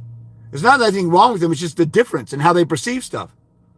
So when it's time to put your foot down, you put your foot down. If you don't, they're going to disrespect you even more, even though it'd be nice if they just didn't start the drama in the first place, right? But they start the drama, then you act like a bitch and a simp, and they're like, oh my God, what a bitch little simp. And then when it comes time to go to divorce, they know that they can totally rattle you and go for everything because you're going to be a bitch, and they know they can slap you around, and they can call the cops, and you go to jail. I had a guy who went to jail on a false charge of domestic violence, and they dismissed the case. This stupid punk-ass airheaded Neanderthal of a monkey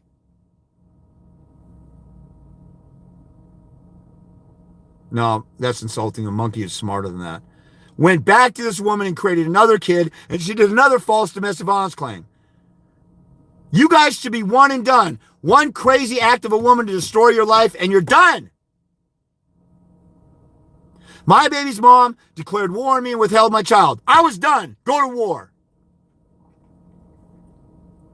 The last chick I dated, I found 3 dudes in her phone she screwed in 1 week. Then I found out a little bit later, she was beating her kids. I knew she was struggling stuff, single mom and all this stuff. She was beating her kids, and her teenage daughter ran away after she bit her neck and tore skin off and punched her and gave her a concussion.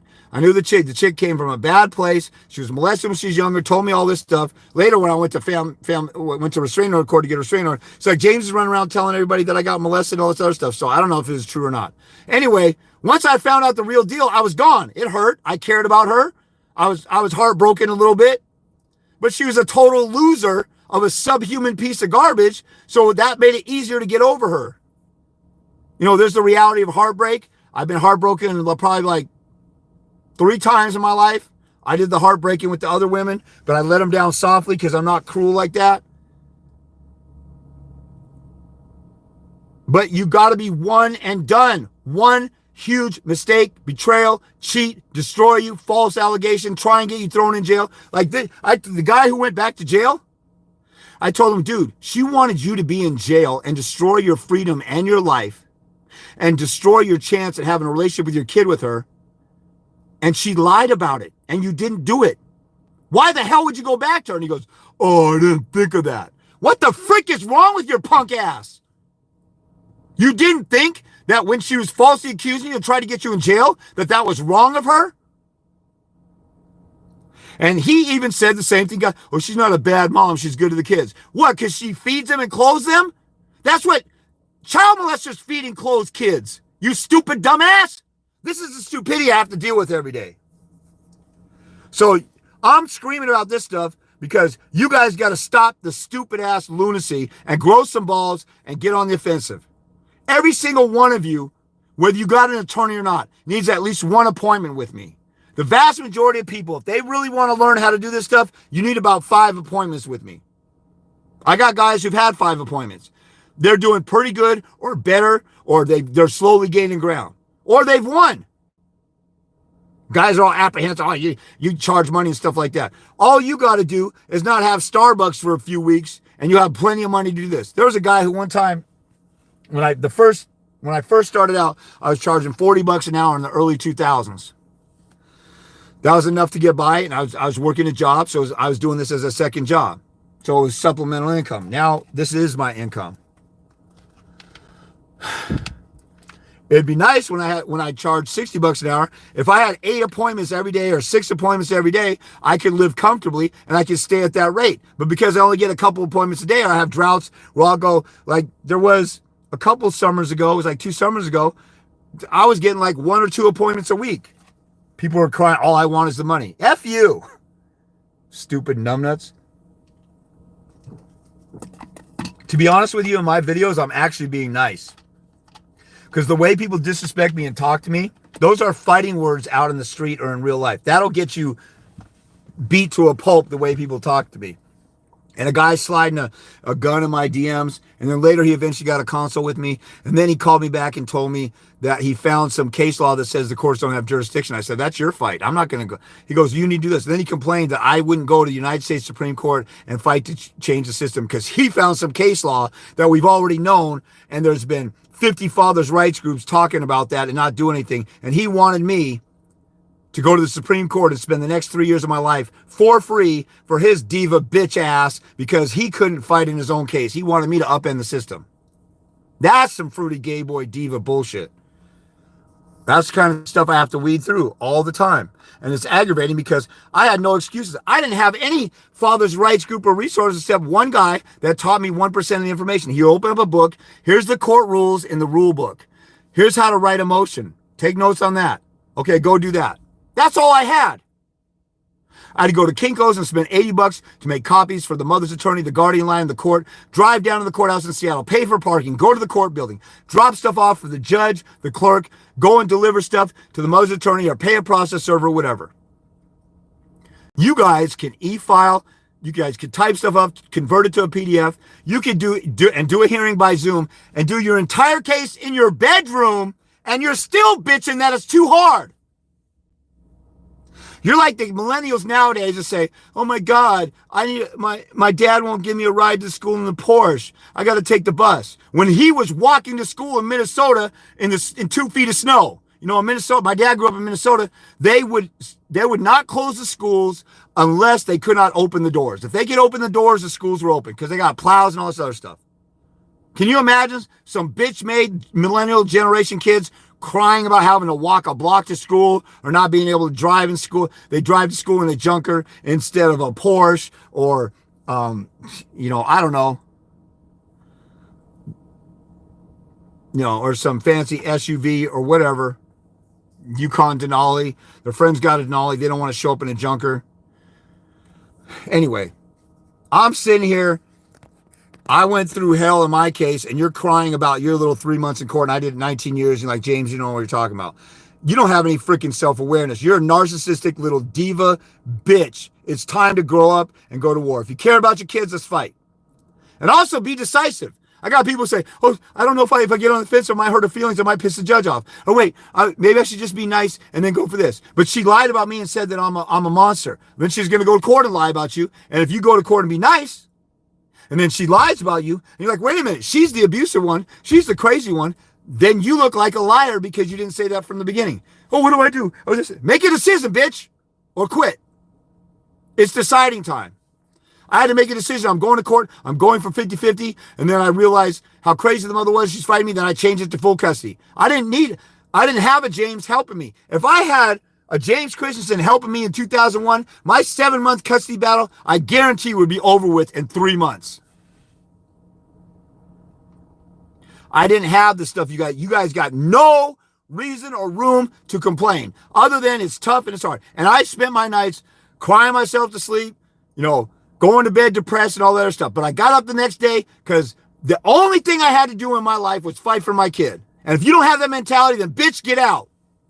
Go sit your ass down somewhere and get up out of this.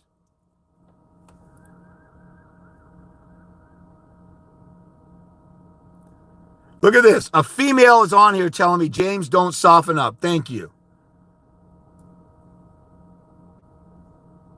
Thanks for your comments.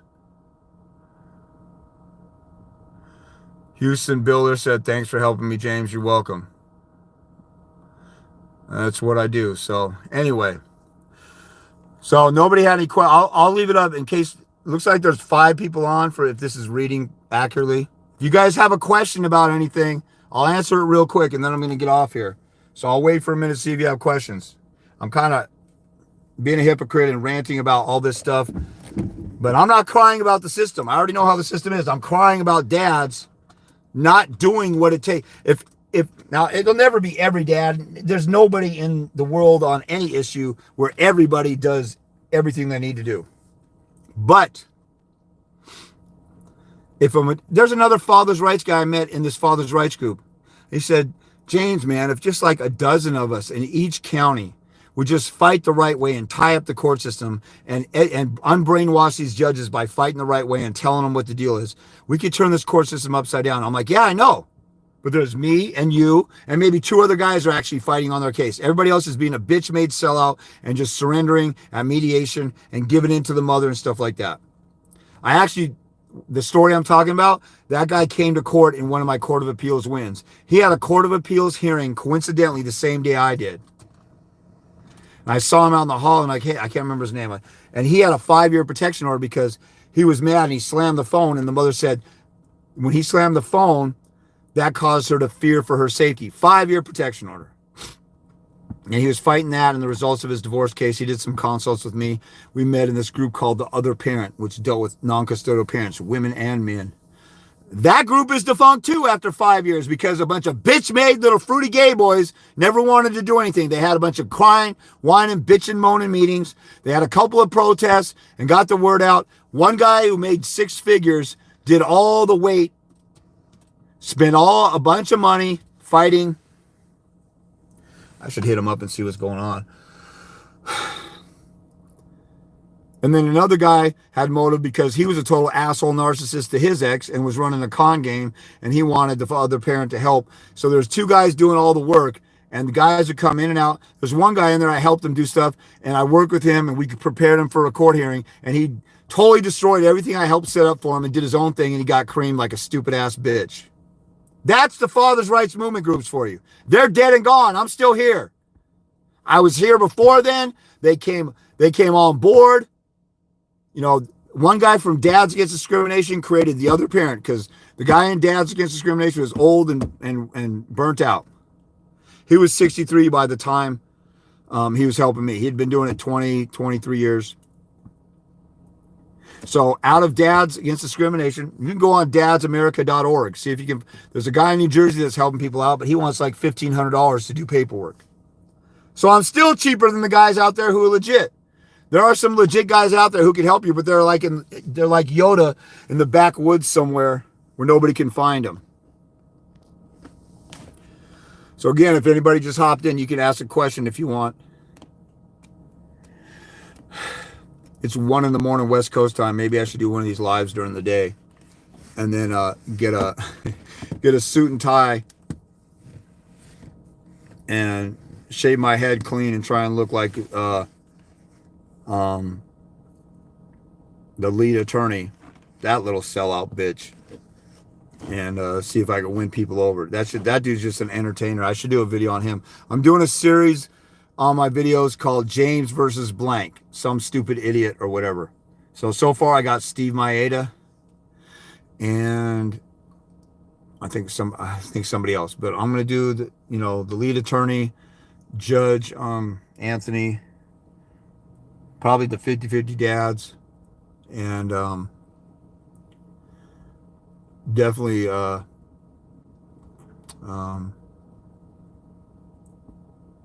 Dad Talk Today, dude. I reached out to the 50-50 dads guy. I said, you said you want to help dads. Do you ever get a lot of dads? Do you ever have answers for them? Or what's the resources you point them to? He goes, I usually get a lot of help. I try and answer questions, but usually I don't know the answers to whatever they're saying.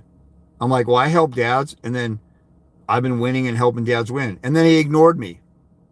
Why the hell, if we're all on the same team, why would you ignore me? Why did Dad Talk Today block me after I said, why don't you have some winning stories on there? They just want all the negative stuff, or they're brainwashed, or they got a spell cast over them like this is Narnia, and the Witch of Narnia, which is some kind of feminist, got all these bitch-made dads, all they do is whine and cry and complain. It's amazing. These guys with hundreds of thousands of followers, they offer no answers or help. And then here I am come along, why don't you do this? I can help, or I can point you to a direction to get some answers. Nope, they want to shut me out. They don't want answers. Bitch-made sellout house slave bitch faggots. God almighty.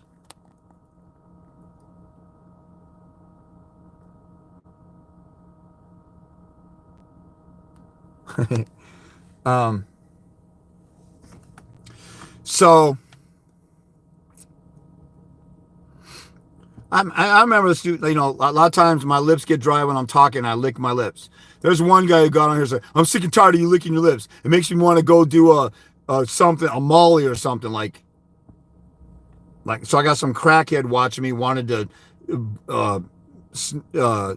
sip something from a straw out of a can. I can't remember what drug he said, some meth head. Like, that's the kind of stupidity I get. Like, people don't like my delivery. They don't like what I'm saying. You're so stupid you can't listen to the content. Like, if I did a nice little sit down and instructional video and I leave out the part that you need to grow some balls, you can't go into court where you need courage to stand up and exert yourself and firmly talk to the judge and attack the other side when they're full of crap. You can't go in with a bunch of skill and words and stuff. That's what your attorneys are doing. As nice and cool as the lady on Command the Quorum, I'm not going to bash her because she's doing a good thing. She seems good-hearted. She has people on talking about how to deal with a narcissist, and she's being nice. But if you just take that stuff and go into the court like an attorney and say, Your Honor, if it pleases the court, I ask you to intervene in this situation and do the best interest of the child and stuff. That stuff is going to get smacked down. You're going to get bitch slapped in court. You have to go to war, and the fight outside of court is more important than the fight inside of court and between the lines. Because whoever wears the other person down is the one who wins. Look at the last testimonial I had on the YouTube Shorts. One testimony had a guy that fought off. He didn't even have a consult with me. He got my packet on defending against protection orders, and he got a restraining order destroyed. Next step, now he's doing the custody thing. Another guy, he stopped a relocation from Hawaii to Texas. He said, and he wrote a big lengthy email just out of the blue. I had a couple nice, like the guy would call me up and he would say, I don't know what to do on this and that. And he would shut the hell up and listen. And then he went and did everything I told him to do. And now he's still on his 50-50 and the mother can't move to Texas. And if she wants to move, she's going to leave the kid behind. He saved the life of his kid because, number one, he watched my videos. Number two, he got a few consults every time he needed some. Number three, he actually did the stuff I'm talking about. And then he said, I went through times where it was extremely depressing and discouraging and seemed hopeless. And then I was bucking the system and fighting, but I stayed in there. I did what you said, and bam, I won. Isn't that amazing? And I got more critics than I do people saying, yeah, you know what you're talking about, James.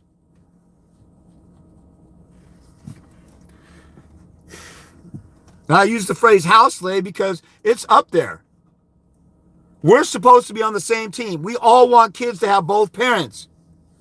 And I got people on my page criticizing me, talking ish to me, putting a gun in the DMs, guys calling me, and they start calling me and say, hey, I wanted to see what you're about and this and that. I said, well, you can watch my free videos. Here's proof I know what I'm talking about. Then decide an appointment. Well, what, you charge for your time? And blah, blah, blah. Next thing I know, I looked up. It's been 20 minutes. We're going back and forth. Then I had a guy, I had to hang up on him because it looks like he's in the situation because he's a cocaine head truck driver or something.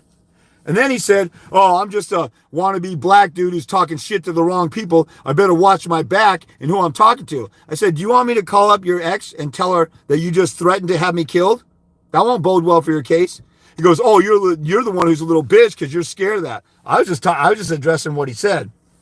But I have to deal with that kind of stuff. Here I am, sacrificing my time and energy. I could be working, like I said, I was a warehouse worker, flunked out of college. I could have just worked 2 jobs like I did most of the 90s and early 2000s, survived off of that, and had a peaceful life. But here I am talking to stupid ass, faggot, bitch-made dudes and trying to tell them it's important to fight for your kids, like stuff they should have figured out on themselves.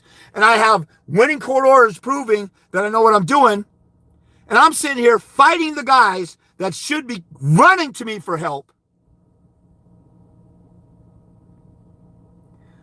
dealing with all this criticism and hate, and guys calling me up, taunting and harassing and threatening to kill me, and then they still ask for advice after that. And then guys are like, oh, I'm going to report you to the bar, or I'm going to report you for your content. Go ahead, dude. That's some house slave stuff, because as most people should know, in slave times, they would let the plantation owner would let a black slave or 2 live in the house, and they would have to go out with the slaves or shoot the runaway slaves so they could sleep in the bed and eat master's leftovers, which is way better than the leftovers the slaves had. You know, they had the watermelon rinds or pig's feet or ox tail, all the leftovers that were being thrown in the garbage. That's what they ate, you know. And here's a house slave. Here's one of them up in the house doing master's bidding and whipping the black slaves. One of your own people is selling out so hard for their own comfort that they're willing to be part of the white supremacist agenda at that time. That's what people like the lead attorney are doing. That dude made hundreds of thousands of dollars destroying particularly black fathers, and he laughs about it in a couple videos, but then he says some true stuff in some other videos. That's why I liked him at first. He would say true stuff about entitled women and the family court system and how shitty women get custody. But here's a video where he's up there on stage with Pearl. I don't know if you guys noticed, but Pearl took down the video that we did, which was a great interview that I did with her. I told you these guys, they don't want answers. And I'm not going to knock Pearl because she's one of the best advocates for men in the world right now. But for some reason, they pulled it down. And I think they might have got rid of that whole section. But here, you know, here's the answers. I gave a bunch of answers in that interview. She has a couple million followers. It only got like 10,000 views because people don't want to see it. There's some great comments from people that I work with that watched it. And there's the biggest hater on there. Well, there's a couple haters. Biggest hater on there was an attorney who's been suspended or under scrutiny by the bar. There's always going to be a sellout in any area of life. You know, somebody's going to sell you out at a job and try and befriend you so they can figure out what you're about so they can get that promotion and you don't, or whatever. But it's prevalent and it's everywhere in the Fathers' Rights Movement. You would think the Fathers' Rights Movement guys, when I go on their page and I give free answers, do a contempt, get on the offensive. Well, I already did it once and I lost. Well, do it again. She's doing it again. And argue this and argue that. I won my first contempt on my first try. No, it's just not going to work. Bitch, what are you doing? There's a father's rights page in Idaho where they advised the guy to give his kid back to the mom, and the child was being molested by the mom's new boyfriend. And the guy justified his advice by saying he could get in trouble for giving the kid back. I'm willing to get in trouble to rescue my kid from. So that's a bitch-made sellout piece of shit. That's on a father's rights movement group giving people legal advice. And then I said, tell me where it says he'll get in trouble under the law. So he showed me the law. And in the law, in the title, it says, you know, parental kidnapping or something like that. It says you can go to jail, misdemeanor for this and that. And then the 5th sentence in, all he had to do was read 5 sentences, said, unless you're doing it to protect the safety and welfare of the child. That's exactly what that dad said he was trying to do. This stupid-ass piece of shit, numbnuts, who couldn't read, is sitting there giving legal advice to somebody in a father's rights movement group saying, give your kid back to the child molester because you can get in trouble because of this law. And first he didn't tell me the law. It took him 20 minutes to go find it and bring it up because he heard it somewhere and he saw the headline somewhere, and his bitch-made fruity gay boy, thong-wearing punk ass got scared because of the headline in the law. But I read the whole law, and he didn't even read 5 sentences down to find out that it said you can withhold the child if you're doing it for the safety. And that's exactly what the dad would do. And I told the dad, so hopefully the dad listened to me and not that punk ass sellout little bitch. And then when I said that, the guy disappeared. That's your father's rights movement group for you. I probably should do in my little series, James versus whoever, I should put the father's rights movement in there. And everybody I talked to, they say, yeah, I was part of a father's rights movement group. All they did was whine, cry, piss and moan, and never got anywhere. Don't you guys get tired of that? I get tired of it. I got tired of it from the jump.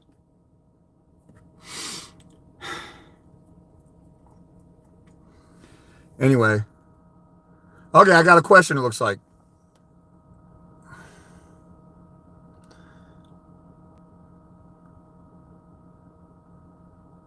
Christian, I think it's Navarrete. Or Navarrete. How do you fight or object to psychological evals and bad reviews or biased minor counsel? Okay.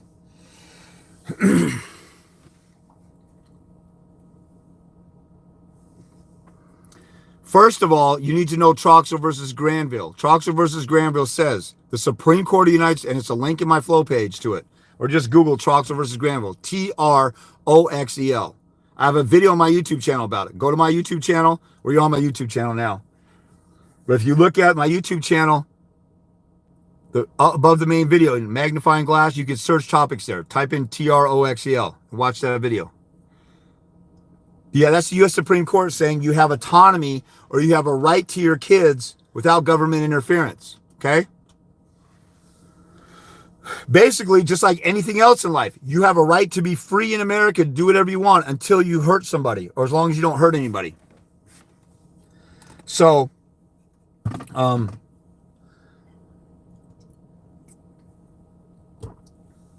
Troxel versus Granville says you have autonomy with your raising your kids the way you want without government interference.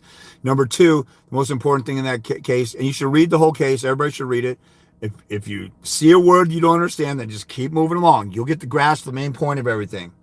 But if you see a word you don't understand, you got Google. I mean, it's way easier. I used to have to look up stuff in the law books at the law library. I had to drive to the University of Washington, 15 minutes away from where I live, and open up the books and have a dictionary, look through the books. And some of you guys, you don't even want to Google stuff. But Troxel versus Granville also says, we assume that fit parents act in the best interest of children, and you do not have to prove that presumption. You are automatically assumed to be that. So, if you go to court, in criminal court, you're assumed to be innocent until proven guilty, right? You're innocent of being a bad parent until proven guilty. So, now, a lot of you guys should figure this stuff out on your own. If you know Troxel versus Granville, then you can use common sense logic and deductive reasoning. Well, if they have to assume I'm acting in the best interest of the child, that a fit parent does, if I haven't been found to be unfit, then I act in the best interest of the child, which means they're going to have to prove that I'm unfit before they start saying you can't handle the child, you can't handle this and that. That's the assumption. So that's the first. A lot of people want to go tit for tat. The psychologist says this. The guardian lineman says this. The minor's counsel says this. And you go tit for tat. No, get to the foundation of where you're at. Oh, well, the father said this in court, and we don't like that, so he should be taken for the kid. You stupid jackass. I act in the best interest of the child. What does my conduct in the courtroom have to do with how I parent, you stupid idiot? Now, you can leave the stupid idiot out. But before, say, this guy is delusional. He's sitting there saying, because I was aggressive in the courtroom, when I have a right to aggressively and zealously advocate for myself, just like attorneys do, He's using my courtroom conduct against me. If I wrestled or played football or was an MMA fighter or was in the military, they would use that against me. That has nothing to do with how I act at home. Where's the proof that I'm acting bad at home? You stupid jackass. Your Honor, you can't believe this stuff. This is some histrionic over the top. Watch my video on the 4 H's. Histrionic, hot air, hyperbole, and hysteria. They're just stirring up a bunch of emotional allegations and buzzwords to trigger the court to make an emotional decision on this. Okay? So you cut through the hot air or call the hot air out for what it is. How do you fight or object to psychological evaluation? You know, and it's got to be a psychologist. If it's not a psychologist, they can't testify under ER 702. You need to know the evidence rules. If you don't know them, go study them. Google the evidence rules in your state. Okay?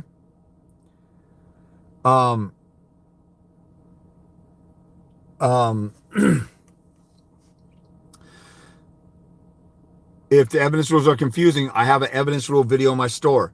When you go to my flow page, the first link is to my online store. The second link is to the 3 products that every dad needs that are in my store where I explain them. Defense Against Restraining Order packet, Motion for a Temporary Parenting Plan packet, and the evidence rules. The evidence rules is the most important one because it talks about how to object to stuff and things like that.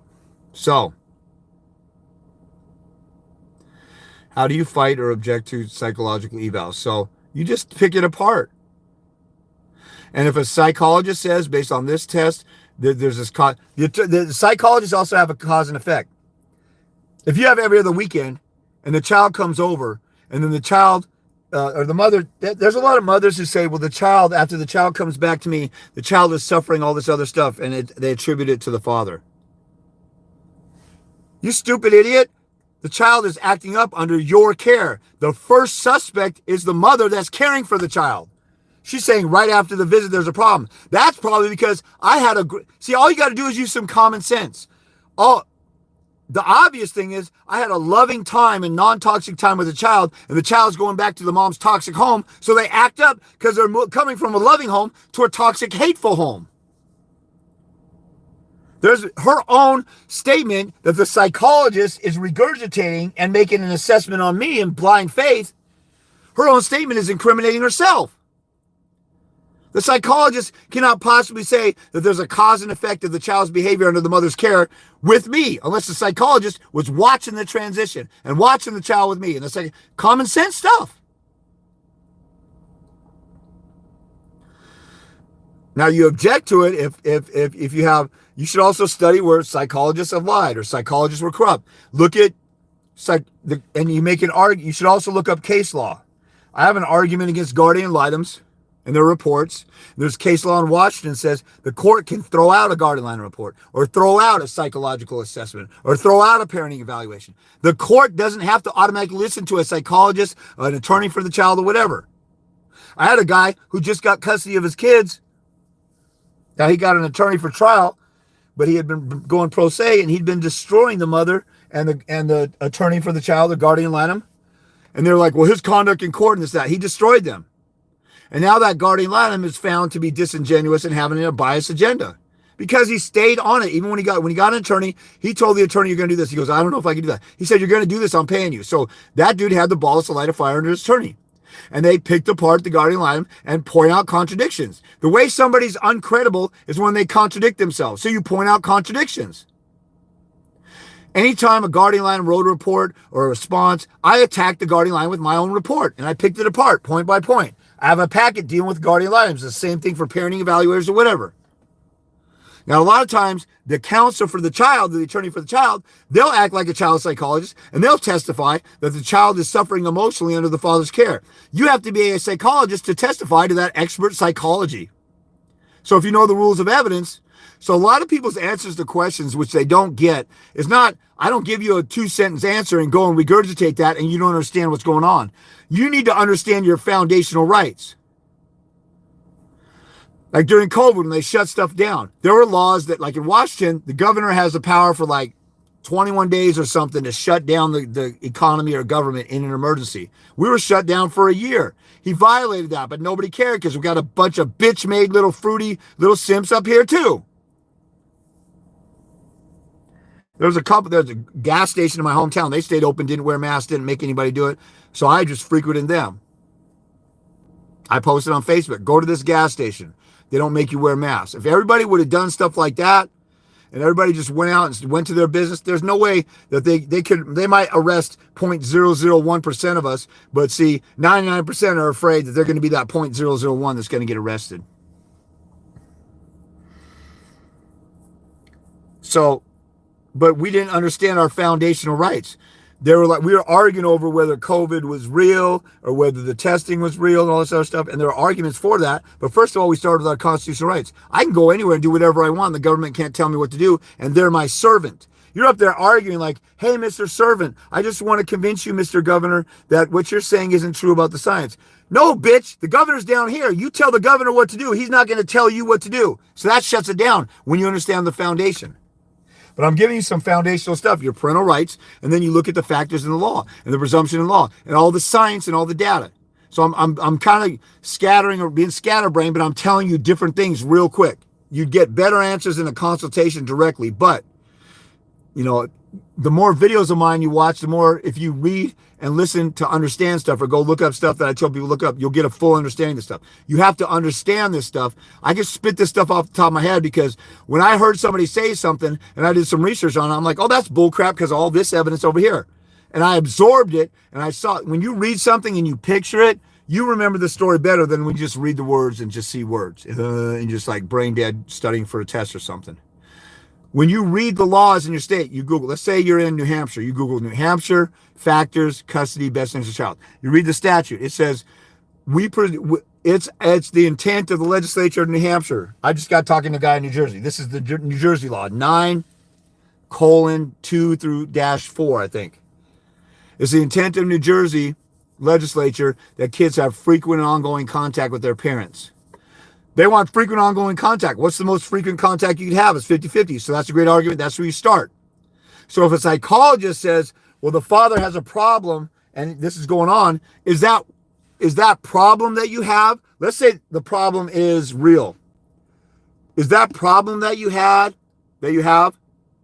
It should be weighed. If your kids don't have a dad, their life and welfare goes down drastically. That's all the science and data. And they're saying the father has this problem, okay? Is that problem worse or not as bad as the absence of a father? So if they're saying, let's say they're saying you're bipolar. My bipolar status, is that more dangerous to the children than kicking me out of their lives? Because if you kick me out of their lives, they automatically are at risk for all these things. Me being bipolar, where's the risk factors? Demand them to back up what they're saying. Demand them to say more than what the father has a mental disorder, so he should be on supervised visits. For what, bitch? Don't just slap a label on me and then automatically that trumps my right as a parent. Where's the phrase you want to know is, where's the compelling interest? The court needs to make a finding that my mental health issue that they're talking about is a greater risk or problem than the absence of a father, because they want to take me away, and it's automatic. It's not even disputable. Like all the statistics in my full page, the one with the picture of the brain, the one with the ADA article, the one with the picture of the father with the black dad with his daughter on his shoulders. Those three in a row, they should be exhibit 1, 2, and 3 in everybody's papers as far as I'm concerned, because those cover all the children's brains don't develop properly when they don't have bonds with both parents. So a psychologist says you should have every other weekend or supervised. Okay, that's going to put the kids at risk for brain development to be slowed, social development to be slowed. They're going to be at risk for depression, suicidal tendencies, depending on their age, flunking out of school, that stuff. So all those things the risk goes way up if you push me out. If you keep me in their lives with my bipolar disorder, What harm am I going to be committing them? See, these people never answer this stuff. This is why you go to trial, because you put people on the stand and you ask them and you get to interrogate them beyond the prima facie allegations, beyond the on-the-face claims. Prima facie means on its face in Latin. That's a good phrase to pick up.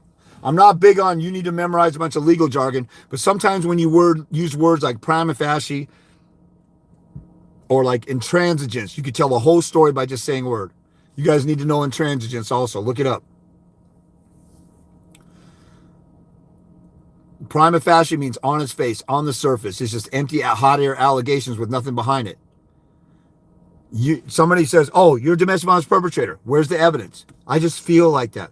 So then when you get on the stand, you get to dig deeper and attack the foundation of what they're saying. Okay, what did I do? When did that happen? How come you didn't call the cops? How come you didn't complain about it before? How come you left the child with me if I'm such a domestic violence perpetrating monster after you separated? How come you only filed for this after I filed for divorce? You have to attack the roots of this stuff. So back to the counsel can't testify. Attorneys can't testify. And they testify a lot. And you should strike that. So you know the evidence rules to pick their stuff apart and object to what they're saying. You point out deficiencies in the psychologist, child for counsel, parenting evaluator stuff. You point out deficiencies, inconsistencies, and contradictions and pick them apart. And then you start throwing jabs at them. This person has a duty of care to be responsible with what they're doing. They have a code of conduct and they're violating it. And they're just flippantly wanting to destroy father-child relationships. In today's society, where there are the absent father rate is at epidemic, and it's the number one contributing factor for every detrimental thing in society. Everybody in jail, everybody suicidal, everybody who has this problem and that problem. Almost all of them, the number one contributing factor to that was the absence of a father in the home. This person wants to create another fatherless family based on what? Some little stupid test that they came up with? They have an ethical obligation to not come to court with some prima facie allegations and destroy a family because they got paid by the mother to make a report against the father that makes him look bad. This is looking like unethical, better treatment of the person who came up with more money or who proposed this thing. Or it looks like there's a radical feminist agenda from the fringe radical feminist group. Look at my video on letter writing that I just did. You know, I attacked the principal. I helped this guy write a letter to the school. And we told the principal about some things that they were doing, discriminating against him. That's the same kind of tax you could give a psychologist. How come you're part of the agenda to destroy the family? And if you're a black person, I've done a video on if I was a black man in court, I would use that too. And it's not a card to use, it's actual fact. The black community has the greatest rate of absent fatherism. It's like 75%. During the civil rights movement, 80% of kids were born in wedlock in the black families. They were doing great. They were on their way. And that's why white supremacists who hated Martin Luther King and all those guys said, we need to break up the black family. They're going to be like us one day. They're going to flourish and they're going to be mainstream society. We need to stop this. So along with moving industrial jobs out of the inner city and dumping guns and putting alcohol, putting liquor stores on every corner and removing, parks and recreation from the inner cities and stuff like that. The biggest thing they did was just dangle government cheese in front of black women. And they took it hook, line, and sinker. Like a house slave. I want to destroy the black father and I want to push him out. And I'd rather have this Section 8 housing than work with the father and have a better situation or give the kid to the dad who has a better home than a Section 8 crappy housing situation. It's really insane when you think how the black woman sold out the black man by doing that. They went after government cheese over and married the government. And if you watch shows like Tonight's Conversation, those bitch-ass little bitch-made fruity gay boys on the stage. Now, they say some cool stuff about relationships that's common sense, like, oh, if they cheat on you, then you should leave. Can't believe adults have to tell adults that stupid ass stuff. But Tonight's Conversation, they always, every time it comes up, except for I Am Mr. Let Go. That's the only guy who's a real one on there. I Am Mr. Let Go talks about how women will get on welfare and push the dad out just for the fun of it. And that fruity gay boy, Ace Metaphor, and the other tall, skinny dude with the beard. He talks about men issues, right? But he just lets these women get on there and say some stupid ass bullshit like, oh, a woman would never get on welfare and push a dad out or choose welfare over dad. That's what they do all the time because it's not about the money, you stupid airheaded hoe. It's about control. Women would rather be independent, even if it's in poor condition. They would rather be independent in the slums with their children and in control of their children than to work with the father because of the curse of Eve. If you don't believe in that, it's just a reality. Everybody knows women want to control men, buck men, usurp men, take over and dominate. The feminist movement got equality. They still want more.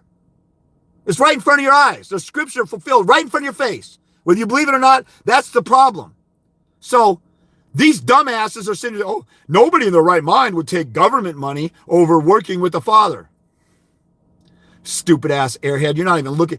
I'm looking at stuff in the black community better than a black woman is on tonight's conversation on stage. Stupid, fat, ugly, clown makeup wearing little wig wearing little fake ass bitch. Everything about her is fake.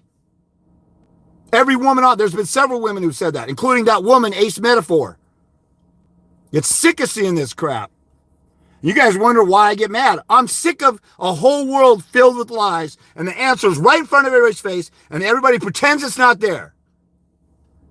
And then you guys go into court, the men I'm talking about, go into court, the mother's suicidal, she beats your kids, she's mixing pills with alcohol, she's got a bunch of men running through the apartment, but all you want is every other weekend, or 50-50, and you want to work with a psychotic whore just because you don't have enough balls to stand up and go for full custody and rescue your kids from that situation. Why won't you at least try? What's going to hurt to try? Oh, I might lose. So freaking what, bitch? You might lose? Did you apply for a job that you might not get ever in your life? Did you ever try out for a sports team that you got cut from or you never started on? Of course you did, bitch. But when it comes to your kids, you don't have the balls to fight for your kids? You fought for that job. You risked losing. You risked being humiliated in tryouts when you weren't in shape for trying out for the basketball team or the baseball team. You got up and struck out before, and your bitch ass doesn't want to fight for your kids? You see how stupid this sounds when I put it into perspective? And there's a bunch of evil, airheaded, dumbed down, numbnuts, know-it-alls who got a platform and sit here saying it's hopeless for guys and this and that. The Dad Talk Today guy did a post. Johnny Depp, where are you after your trial with Amber Heard? We've been waiting for you to speak on father's issues. That subhuman piece of shit, Dad Talk Today, fruity gay boy, sellout house slave, is sitting here pinning his hopes on fathers getting a better deal by Johnny Depp speaking out on it. Alec Baldwin already spoke out on it 10 years ago. He wrote a book and then he disappeared on the issue. I'm no Alec Baldwin fan, but what he said was true. The Divorce Corp created the best documentary exposing stuff. And now everybody wants to say, oh, look at this movie. Oh my God, what is it? Parent, there's a new movie out, documentary about the court system. And it's called Parent Something. I just watched some of it. It's the same thing as Divorce Corp, except they don't talk about the court stuff as much. They're just listening to everybody's loser stories. What the hell is that going to do? The answer is for guys to go to court and to fight and to unbrainwash these judges. Just like with the civil rights movement. Just like with the women's suffrage movement. Just like with the Japanese who were treated like crap during World War II and everybody thought every American Japanese citizen was a spy, so we put them in concentration camps. Somebody had to fight for them and grow balls and unbrainwash the idiots who were racist or misogynist or who were bigoted toward them and their cause. But everybody's talking about everything else. Whining, crying, pissing and moaning. This is wrong, that's wrong, that's wrong. Awareness. Who the frick is listening to your awareness video other than other victims, you stupid jackass? The judges are sitting up on their perch. Nobody can touch them. You know, when a judge releases a child molester and they go out and they molest again or they rape and kill again, you ever notice on the news, they have a news reporter in their driveway the next day? Judge, Your Honor, why did you let that person out and they killed again? And these punk ass fathers' rights movement groups are afraid to protest a judge at the courthouse or speak out on a judge. And the news goes up to the judge in his driveway at his house. I protested my judge in his neighborhood. Now, some states you got to be careful about that because it can be perceived as a threat in the way that you protest or whatever. But I called him My daughter's biracial. And so I called him. I said, he's a child molester who hates biracial children. And then I said something else on my signs and destroys whatever. I used to have a video on my YouTube channel. I used to have another website where I had a picture of him and his wife, his birthday, his driver's license, and his home address, and say him and his ugly wife are all part of a scam to destroy families, and I did a whole thing on him. I'm still here. And bitches are out here afraid to tell a judge what the law says and what their rights are. And I'm out there telling people this guy's a child molester. And I'm walking around up and down his neighborhood. And his neighbor's like, what the hell are you doing out here on an Easter Sunday? This is a family neighborhood. I said, I wouldn't be out here if my judge didn't throw me in jail for 8 days after a hearing that I never got. I never got a chance to be heard. I never was served a contempt motion. And so a bench warrant was issued. I never was notified of a hearing, so I didn't show up. So he issued a bench warrant, had me in jail for 8 days, traumatized my kid. If he didn't traumatize my kid, I wouldn't be here. So I got a chance to explain to his neighbors what an evil, demonic bitch that Judge James Edwin Rogers in the U District, just north of the university, in Greek Row, just north of the University District. He's on like 5500 17th Avenue, Northeast. That's not exactly it. It's somewhere in the 5,500 block. And I disturbed his bubble. I exposed him in an uncomfortable place where now people around him know. When I won in the Court of Appeals and got a reversal on him, I emailed everybody at the courthouse and said, this is your fearless leader. This is the chief judge of the court, the presiding judge of the courthouse. He's the #1 judge in the courthouse in Seattle. And he can't even get child support right. He gave the mother a break on child support, and I got him reversed. He ordered that she didn't have to pay daycare and medical because she didn't want to talk to me. And he was bending over backwards for her punk ass, stupid ass bullshit. I emailed everybody at the courthouse. So every judge and every clerk and every bailiff knew at the courthouse that my judge got reversed by this warehouse worker who flunked out of college. And it was humiliating. And I disturbed his bubble. But you punk asses don't even want to protest the judge and call him by name and do a case number. You want to be part of the Father's Rights Movement group and say, dads are people too. What's the problem with the family court? It's judges making rulings biased against fathers. So who do we need to attack? The judges. So we need to attack them at the root of the problem. We vote them out and we attack their lies and expose them so they get uprooted. There's been some judges who've gone to jail when they've been exposed, but people rarely expose judges. Attorneys don't run against sitting judges. Governors appoint judges in off voting seasons so that when it's time for the voting season to happen, nobody runs against them. So basically the judge has a handshake agreement. They're going to the same wife swapping parties, cocaine parties, cocaine orgies. They're doing each other favors. Because, as you know, there's some stupid judges out there. So it's a favor-driven thing. Anyway, I can't even remember how I got off on that. So hopefully I answered the question about the site. But if you want to know details, bad reviews or biased minor counsel, yeah, so I kind of covered that. But if you want detailed stuff, like I don't know the exact allegations of the situation. When I know that stuff, I can give you more precise, laser-like precision answers and counters and stuff. But I filed bar complaints. I sued Guardian Lyme in small claims court. I sued my baby's mom's witnesses and all this other stuff.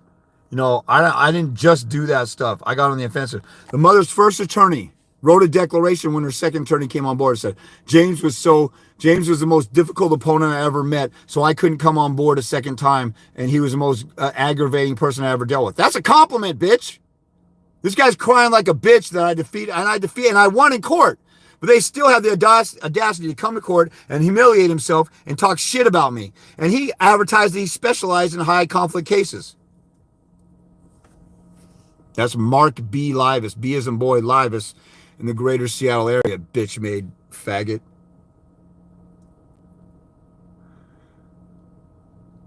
Thank you for the good points to review. So what's the key for a successful modification of child custody and child support? Well, most states, you got to show a change of circumstance.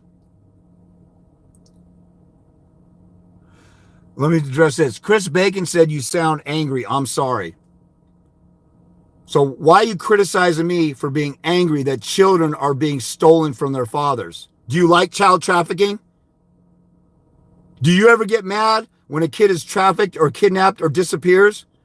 Do you ever get mad when you see the signs at Walmart or a store, missing kids, this kid's been missing? Are you criticizing me for being mad that the court system makes money trafficking children? You sound angry, I'm sorry. You sound like a bitch-made faggot who can't stand a manly man being outraged and having righteous indignation about children being used and abused for money. Child support is a trafficking thing. What the attorneys make off of this, Mr. Chris P. Bacon, fruity gay boy, who doesn't like me standing up and being angry for kids. And the other thing is, the one person who can rescue children from the child trafficking system is the fathers. Okay, so Chris is now saying, I don't think you should have a kid with a person if you're going to stay with them. What the frick are you talking about, you stupid airhead? You're saying you don't like the fact that I'm angry that kids are being taken away from the father. A father should be involved in the kid's life at least 50-50. Actually, all the statistics say that children do better in single custodial father homes than single mother homes. Single mother homes are a failure. So I'm up here saying that when a family is broken, the children should at least be with the father 50% of the time. And you don't like me being angry because men are being deprived of their rights and children are being deprived of their rights to be with the kid. And your answer to my counter is, I don't think you should have kids with a person if you're not going to stay with them. Yeah, no shit, Sherlock. We're talking about afterwards. God, these guys are such freaking dumbass, moronic, low IQ bitches. No shit. You should have kids in a married family where you're committed for the rest of your life. Now that we're past that, you dumbass, moronic airhead who doesn't like me being mad. See, I also am mad at this stupid low IQ, undeveloped, unevolved Neanderthal bullshit. Now that we're here, if a dad had a kid with somebody and he loves that kid and the kid is being taken away from, or the mother breaks up with him, or like we already know, 80% of divorces are started by mothers and it's totally out of the father's control. You could have a kid with somebody and you can have a falling out and that person takes the kids from you and you were devoted in the marriage. Now it's time for you to stand up and fight for the kid. And I'm saying, dads, grow some balls and fight. And most dads won't fight. And you don't like me being mad. And your answer to why you have this bitch-made mentality that you don't like me having righteous indignation against the system and fathers not growing balls is, well, you should just not have a kid if you're not going to be together. No shit, dumbass. I've preached that already. I'm done. I'm going to answer the question with somebody with some brains in here. People just love coming in here and just saying some stupid ass bullcrap without any context. I'm up here fighting for father. Yes, everybody in the world should have kids in a family that's devoted for life and in marriage and the way God made it. No shit. Now that we're past that, when a woman, Jezebel, demonic, psychotic child abuser, takes your kids away and lives with a registered sex offender boyfriend, or she's an alcoholic, or she's abusive, go rescue your kids. If you don't rescue your kids, you're a punk-ass bitch coward. And all you guys, Chris Bacon doesn't like me talking that harshly about this because I sound angry, and he's sorry that I'm angry. And his answer is, to all of this problem of the family court system, is don't have kids with somebody you're not going to be with. Well, half of these situations that we're dealing with, the man married somebody and was devoted to them for life, and the mother plotted and schemed and took the kids. Now what, bitch? I don't know what your freaking stupid ass point is. God, I hate stupid.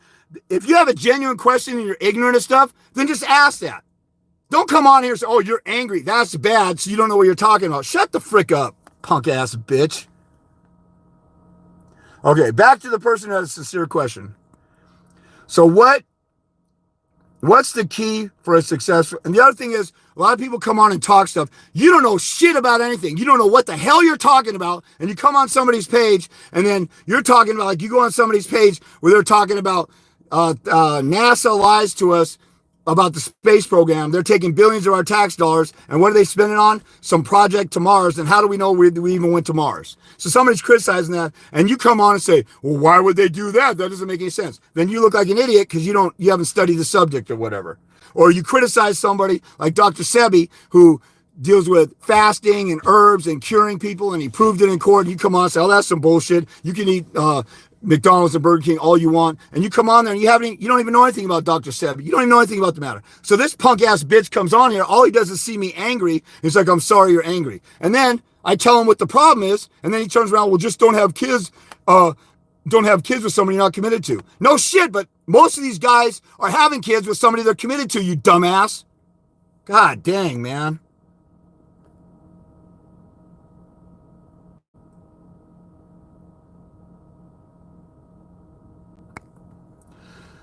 Okay, so any advice? Okay, let me just address this next dumbass point of this bitch-made crybaby. That is why you have a problem, James. You get angry when I'm simply trying to have a conversation. You sat here and criticized me for being angry. I told you that it's a righteous thing to be angry. So you're part of the feminist thing that says anytime anybody's angry, it's an evil thing. You are a feminist bitch. Okay, you're brainwashed by feminism. You're a beta bitch made male. Oh my God, you're angry. That's toxic masculinity. You shouldn't do that. Then I tell you why I'm angry, and then you revert back to some stupid ass point that everybody with half a brain already knows. Have a kid with somebody you're committed with. Duh. So you just spun your way out of it like a baby mama does in court. Like you just said some stupid ass stuff instead of saying, man, I'm sorry I was wrong. You have a right to be angry. Now you're criticizing me that I have a problem because I'm mad that children are suffering without a father. You are a sellout bitch made male who doesn't like men fighting for children. That's where you come from. And then you go off on a tangent talking about, oh, you should have kids only in wedlock and only in a committed sister. We already know that, bitch. But the problem is that women will marry a man just to know that, just while planning out a divorce in the end, and the man's ignorant of it. So the man's the victim, you dumbass. So it's your ideal situation of your utopian feminine world that everybody gets everything right is not reality. After people break up, what should happen is the mother should say, I had a kid with you. The kid deserves both parents. Let's work it out and do 50-50. But 99% of women don't do that, you dumbass. So I'm dealing with the reality of what's going on, not your utopian world because you just want to win a stupid ass argument against me because now I just busted what a feminine little bitch you are. Don't come on my page and say some stupid ass shit like that. This is what I'm dealing with all the time. Stupid ass sellout, airheaded feminine men criticizing me for being angry. And then when I call him out for it, then he goes off on another tangent. And then he does what every single female does. Oh, that's why you have a problem. You get angry. So then that's all these debate tricks. Projection, gaslighting, a straw man. I directly answered his question and told him why I'm angry. And then he went off on another tangent. Did you guys see this feminine little bitch, Chris Bacon? Fruity little gay boy bitch made feminized bitch. I have no tolerance for feminized women who argue against the only father's rights advocate and who has the only answer and hope for kids to be restored to their fathers. And I was a devoted single father of a daughter for 20 years when the mother wasn't around. So this guy's attacking me. You see how stupid my gender is? You see how outrageous? I've been watching this for 20 years. And all the father's rights guys come and go. And critics like this little bitch, Chris Bacon, just want to criticize and say their little feelings instead of saying, wait, I was wrong, my bad. I can say when I'm wrong. I've been in video saying that I'm wrong. But when you have a feminine male who's been feminized like a bitch, who doesn't like angry men, or doesn't like any criticism, or doesn't like harsh, manly talk, that's what's wrong with this bitch-made feminized society. You're not going to come on my page and come with some stupid-ass bullcrap. I've had people come on my page and point out something that I was wrong on. I said, oh, wait, okay, that's in the law, or that's that. Okay, you're right. Or we're both right, and I was too extreme on that. But when you're talking about you shouldn't be angry about children being deprived of a father, you don't even know what the F I'm talking about. All you do is see my emotion, and you assume the worst, like a family law judge would in family court or domestic violence court, radical feminist, man-hating lesbian who got molested by her dad. See what a bitch-made fruity gay boy you're acting like? And then you turn around and you play these little female projection games. Why don't you go to 50/50 Dads or Father's Rights Movement page if you're a dad or a male or whatever. Maybe that's a female. Maybe that's why she's acting like a female, because it's a female Chris Bacon. That could be a woman. I guess I didn't think about that. But go on Dad Talk Today. That dude hates me over there. You can have a little James Hayden party while I'm helping guys win, and you go over to the page with all the losers, and you guys are talking all nice to each other in your bitch-made little feminized world where everybody talks all sweet and nice, while I'm going to war as a warrior, as a 5-star general in the war on the court system. You can go in there and you little prissy little. This is kind of like Braveheart. I'm Mel Gibson's character. What's the dude's name? I'm Mel Gibson, wanted to fight the British and say, look, we can win. We can be free. We don't have to be slaves. We don't have to give up land and do deals where they take our land and we're slaves to them. We can be free. Don't you want to be free? We have to fight, and some people have to die. And the aristocrats are all like, oh, that's too harsh. We don't want to do that. Let's just talk to the king and let's just compromise. All the aristocrats are sitting back saying, let's just talk and yickety yak and negotiate. And the people are like, why can't we fight for who we are and our land and our freedom? Then bitch-made little Chris Bacons come along. Oh, that's too harsh. Don't do that. Be nice and delicate and sweet. What the frick have you accomplished for fathers? What the frick have you accomplished to help change the family court system? I'm out here changing the court system. When somebody respects me or I give people the benefit, I don't just walk up on people and start screaming at them. Even when I'm protesting, I'm very nice to people until an attorney comes up to me and says, you're crazy and stuff. And then I start calling them out. You work for a system that traffics children for money. Why do you think that's favorable? You can't come on my page and say some stupid ass, emotionally triggered, feminine bitch-made argument that you don't like that I'm angry. Do you want children to have fathers and mothers? Yes, okay. There's only one way that happens. If you come on and say, well, guys should only have kids in wedlock with somebody they're devoted to the rest of their lives, we already established that. That's not what this page is about, you stupid, dumbed-down, airheaded, fruity gay boy. This is about after you've been betrayed and the mother set you up or had a kid with you just to trap you. Look at all these NBA stars that are sleeping with and passing around these women. Those guys are stupid, dumbed-down, numbnuts, idiots. They're like dogs who just go around humping everything that looks good. After a woman played and used up other guys, they're still screwing these folks. But after they do something stupid like that, they should go for full custody of their kids and not have to pay this woman $50,000 a month for child support. She's a gold-digging whore who used him up and played him on his weakness. Now, he should have been a man and not done that. I already agree with you on that. So let's get back to why I'm angry, you little bitch. You're talking up here like there's something wrong with me because I'm angry about this system. Martin Luther King was angry. Malcolm X was angry. Would you go to one of their speeches and say, oh my God, you're angry? Or would you listen to the content of what they're saying and their cause and realize they have a right to be angry? Women were angry during the women's suffrage movement. Mothers against drunk drivers were extremely angry about drunk drivers not getting in trouble. And so we passed hardcore laws so that drunk driving is less. I don't know what the statistics are, but that was the intent. Your punk-ass, bitch-made, faggot little disposition would say, these mothers against drunk driving are angry. And totally missed the point of the cause. Well, everybody should drive sober. No shit, you dumbass, but the reality is people are driving drunk and people's kids are getting killed. But your punk-ass, bitch-made, feminine ass is worried about how people come across when they're outraged with righteous indignation on a true, legitimate cause. Shut the F up, you little bitch.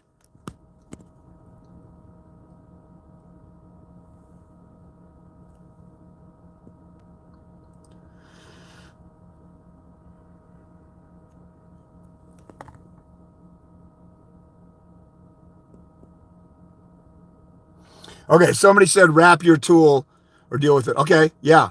So, what does that got to do with what we're talking about, bitch? Like, we already know guys should not have kids out of wedlock.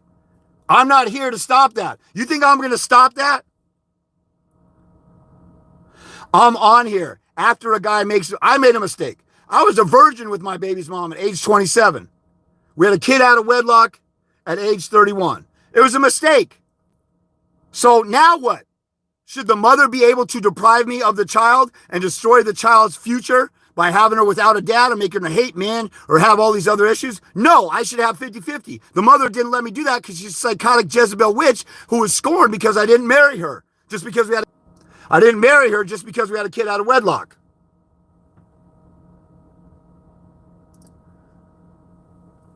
All these people on here saying, well, just wrap it up and do this and that. We're talking about what to do after you've been divorced, betrayed, cheated on, played, and used, or you made a mistake. Now there's a child in the world. Now go fight. Yeah, everybody should have kids within wedlock. We already know that. God, that's one thing I hate too. People who say stuff that goes without saying.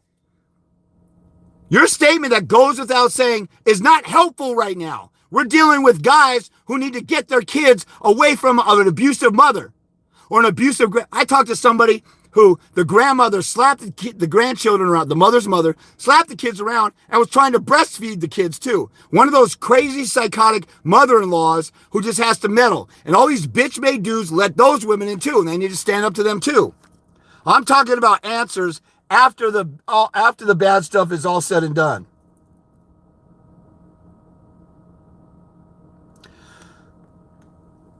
Daniel Fitzgerald said, go to a state where the dude has better rights and then file for custody. I don't know what you're talking about. Every state in America is anti-father. Canada is anti-father. Australia is anti-father. Europe is anti-father. Of course, everybody can listen to that advice and think you're going to win by doing that.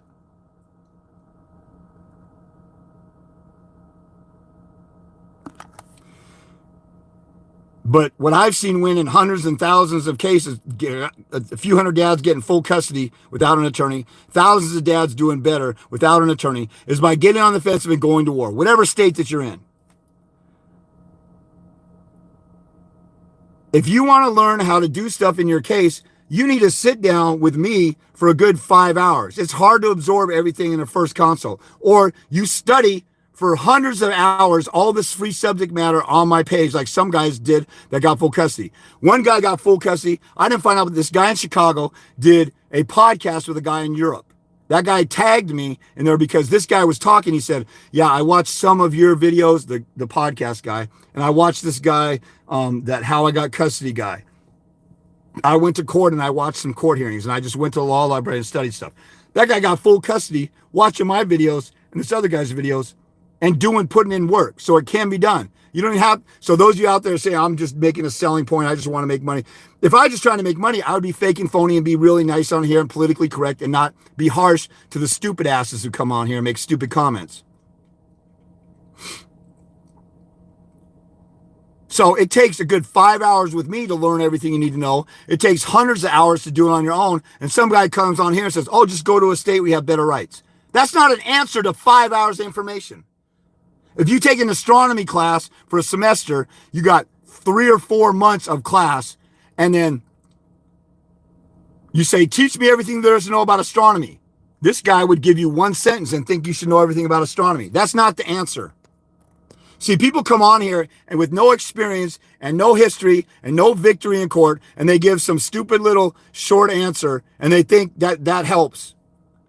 What helps is for guys to get on the offensive, go to war, learn the law, learn case law, learn the court forms, and learn the statewide and local rules, do discovery, get on the offensive, accuse the mother of everything that's wrong with her, get on the offensive toward any guardian ad litem or anybody intervening, and go to war. And every time you lose in court, do a reconsideration or revision or appeal from a referee to a judge, a magistrate to a judge. And if you have to, in the end, go to the Court of Appeals. I went to the Court of Appeals at the end of a case. I went to the Court of Appeals in the middle of an open case. That's called motion for discretionary review or motion for interlocutory decision in some states. You have to go to war and employ, like, what if I got on here and said, how do we defeat Iraq? How do we defeat the Vietnamese? Do you think there's a one sentence answer for that? No. There's a strategy for this battle. There's a strategy for that battle. There's a strategy when we went into France and stormed Normandy Beach. And then after we got that, there's a strategy to take this and take that. There's no one quickie answer. You got to be insane to think that there is.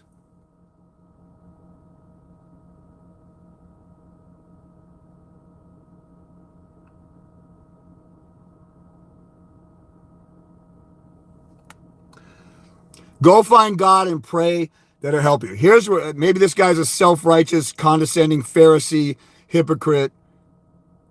There's scripture that says, God teaches my hands to war and my fingers to fight. David was not out there slinging a rock without his own hands. David slew Goliath by going out to the battlefield, talking smack to him, and he had to pick up a rock himself. He didn't just stand there and say, God, please sling a rock at him. There's something you have to do, bitch. God dang, I'm sick of fruity little gay boys who think they should just magically do whatever.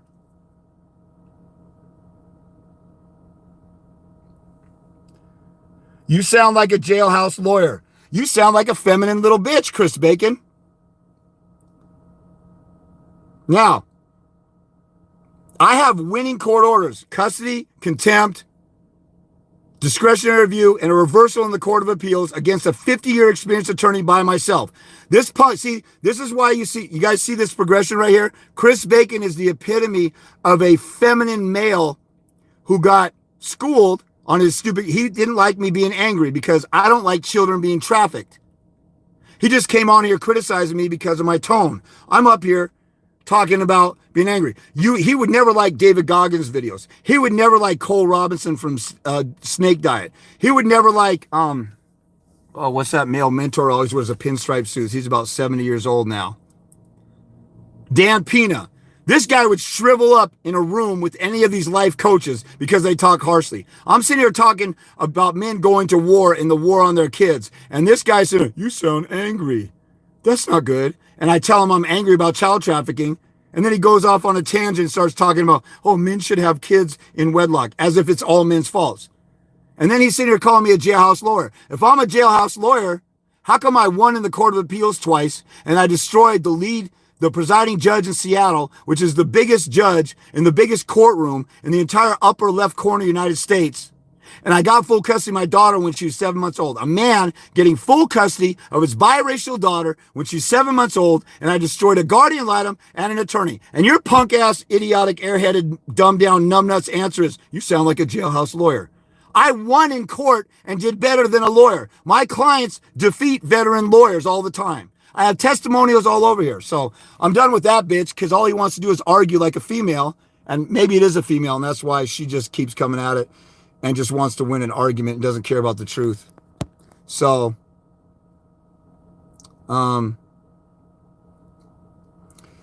so I don't need any more gay boys like that. So on this page,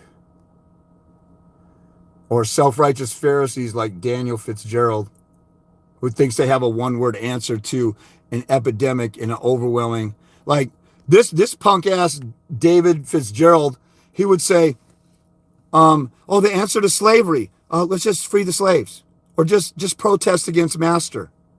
Stupid ass, you got one line. This is how brainless and low IQ and numbnuts my gender is. Let's just pass a bill for fathers' rights. Everybody loves to talk and sit on the sidelines and not do jack shit. And then when I come in here and tell guys to grow balls and they're scared to do it, and I yell at them to grow some balls and fight for their kids and care about their kids, then I'm a bad guy. Because everybody's sitting around doing nothing about anything except talking. Speaking facts. How do you mediate with a toxic mom who gaslights? Mom and her attorney are delaying mediation to drag things out. First of all, mediation is a scam. Watch my video on mediation. Why do you want to go mediate anyway? If it's court ordered, tell the court, we already tried to negotiate off the record. We're not going to settle on anything. Mediation isn't going to help your case.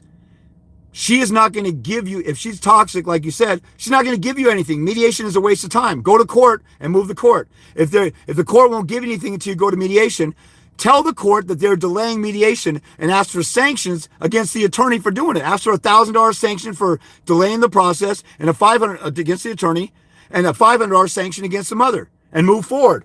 And they're kicking the can down the road. So let's say you got every other weekend, you're going for 50-50. I mean, do you think she's going to give you 50-50 in mediation? No. Mediation is a scam. Watch my video on mediation. Go to my main page and type in the magnifying glass above the main video, mediation. And I'll talk about why mediation is a scam. If you go to mediation and you resolve the case out of court, you could have just called the attorney and say, what is she willing to resolve on, and signed the paperwork and been done. But the attorney wants to drag stuff out. If you go to mediation and don't resolve it, mediation was even a more waste of time, which is what you already knew because she's not going to negotiate. Why does it help to go to a total stranger at a law office or wherever and have somebody watch you two go back and forth? The court system is fake. They pretend like mediation is an end-all be-all or a resolution. It's not. If you guys could work stuff out, you could have worked stuff out. I would write a letter to the attorney and say, hey, instead of going to mediation, just tell me what your bottom line offer is. I'm not settling for anything less than 50-50.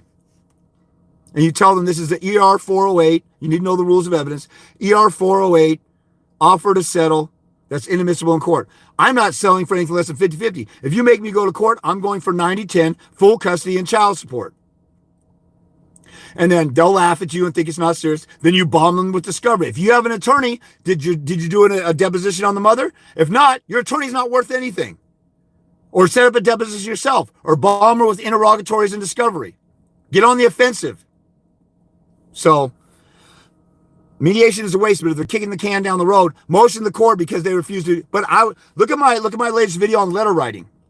You should write a letter demanding that they set up mediation. And say, if I don't hear from you within 48 hours about a setup with mediation, I will assume that you refuse to mediate and you're playing delay games to delay it until it's too late. And I will motion the court for an order for us to mediate at this day and time and then give me more visitation in the meantime because you're playing delay games. And look up Civil Rule 11. If an attorney does something to delay stuff, they should be sanctioned under Civil Rule 11. So a bunch of lessons in there. That's why, all these idiots down below with these stupid ass comments about, oh, here's one quick one-word answer. They're an idiot. I just gave you 3 different approaches to the situation. Writing a demand letter to make a cutoff for mediation, motioning the court, sanctioning them, and also getting on the offensive with the deposition, all the stuff to put the pressure and the squeeze on them. If she's got control of the kids and she's got all the leverage, you have nothing to mediate. If I go to Bill Gates and say, hey, do me this favor, I'll give you $100. He won't even listen to me or pick up the phone until I start talking tens of millions. I have no leverage to negotiate with that guy. See if there's any more questions. I gotta sift through. Oh, so Chris Bacon says he loves David Goggins, but he's a hypocritical little bitch because he's attacking me for being angry. David Goggins appears angry sometimes. He calls people out there bitches. And this guy says that he's a tough triathlete, but he's still got a whole bunch of feminine energy like most modern men. That's the problem in America. So I'll just see if there's any more questions. I'm going to sift through all the gay boy comments and pass them up. Copy that, brother. Will do. I love what you do. We need more. Isn't this crazy? I had the guy, if you go look at my video about what was I saying about? You should always prepare for trial. From the beginning of your case, you should be setting it up for trial. There's a guy in there that says, James, you have a great message. You're right, but your approach is wrong. Psychologists say that you have to treat people nice to win them over. You could be more popular. First of all, the guy thinks I give a shit about being popular as opposed to telling the truth and reality and the hardcore truth of this war on fathers. In that same video, there's a guy who I didn't know who it is. He said, you guys listen to James. He tells the truth and tells it like it is. And he's right. And he helped me and blah, blah, blah. The same time I have a hater. Jesus had Judas on his left and a loyal follower on his right. He had John sitting right next to him, his most beloved disciple, the one who loved him the most, and the one who was traitor. So I guess that's just the lot in life that everybody has, especially when you're up speaking the truth and you're pissing Pharisees off like this fake phony Fitzgerald guy who says, oh, just pray to God to do everything for you. You don't have to do anything. He doesn't work through people. He'll just do it himself. And then Chris Bacon, instead of being a man and say, you know what, I was wrong. You have a good reason to be angry about child trafficking. He turns bitch and he starts spinning everything and starts talking about, oh, well, all this and other stuff. And then you look like a jailhouse lawyer. All this, he sounds just like a family law attorney, man-hating lesbian who's helping out a radical feminist, psychotic Jezebel baby mama. Because you go in and tell the baby mama's lying here, and then she turns the subject onto something else and then attacks with insults. The biggest bitch-made cowards are the ones when you're in a debate, when you're debating about this, they change it to this other subject. Because they lost this point, and they change it to this subject, and then you counter them on that, then they start name-calling. The greatest age-old debate trick is when you're losing a debate, attack the other side. That way, the audience that's watching you, they'll say, oh my God, look at that attack. Chris called James a jailhouse lawyer. That must mean James is incompetent. Or a woman will call you a woman abuser or dangerous or angry. All these buzzwords to distract away from the fact that you're a moronic, dumbed down, airheaded bitch. You're not going to come on my page and win an argument with me if I even give you the time of day. Now, there's some trolls on here just getting off on just trolling. I'm not even going to bother with them. But somebody comes on here and says, I don't like when men are angry that children are trafficked and molested and abused. You're a sellout bitch, and you're the problem in America because most men think like your punk ass, bitch-made, fruity gay boy ass does. And you are the problem. See, one of the biggest problems for slaves was the house slave who whipped them or shot them when they ran away. The sellouts are the problem. The snitches in Germany that sold Jews who sold Jews out. You know, George Soros used to flip houses of Jews who were taken off to Auschwitz. That's some sellout, bitch-made house slave stuff. The biggest reason why the real men can't get any headway in this country, the ones who have courage, is nobody comes along for the fight. Watch the movie Braveheart. Watch Mel Gibson's character. God, I can't think of his name. If you guys know the name of the dude I'm talking about, I'll put it in there. But William Wallace. Watch that. William Wallace took a small band of courageous men with balls and fought against Britain and won a battle here and a battle there. And if just everybody in Ireland would come together and fight for their country and grow balls like real men, they could overthrow Britain. But not enough people would do it. Because all the fruity gay boys like Chris Bacon were standing back and saying, no, we want to stay out of it. No, be nice. No, if we just get along with them, go along to get along. All this sellout bullshit, punk-made bitch ass, be nice. And then I say I have no tolerance for that. And then the guy attacks me because he looks like a bitch.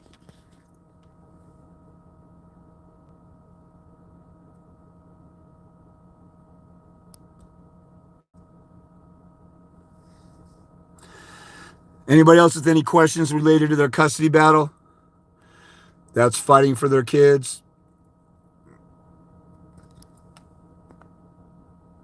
Somebody named Campy says, I was just scrolling and see this. Unbelievable. Yeah, that's pretty unbelievable, huh? I'm out here fighting for kids to have a relationship with both parents, and you don't like that. That speaks of your own ignorance.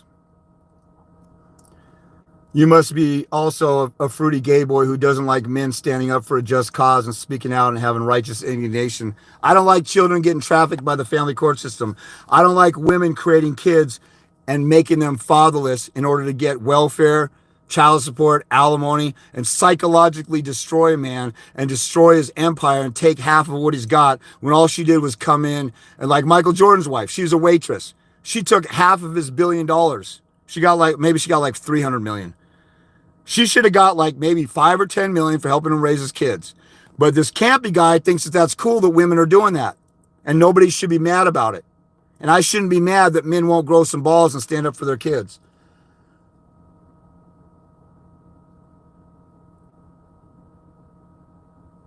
So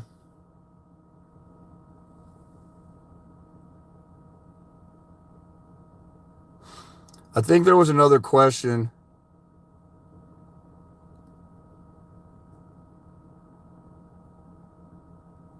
Oh, Campy said, this guy's comparing himself to Jesus. I just gave a tangible example of the most famous person in the history of the world had his haters sitting right next to him while the most loving person sat right next to him. Everybody knows that in life, if you're doing something, you can have a business partner that's plotting on taking all the money from the business, and you have a partner over here that's helped building your empire and working with you. Here I go. There's men. My point was, there's men in the comments. See, that's another, this campy guy is another effeminate male who will turn what I'm saying and exaggerate it into some hyperbolic bullcrap. That's called histrionic disorder. I'm up here mad about the court system and men getting screwed, and then men who won't do what it takes to fight for their kids when I have the answers and complaining that it's too hard. Your kids are worth the hell you have to go through. And then there's all these gay boys on here that don't like my tone because it hurts their feelings because they went to a school that taught about toxic masculinity, and you're supposed to be nice 24/7, and you're not supposed to be outraged about human trafficking, which is what the family court system is. Fruity gay boys sellouts.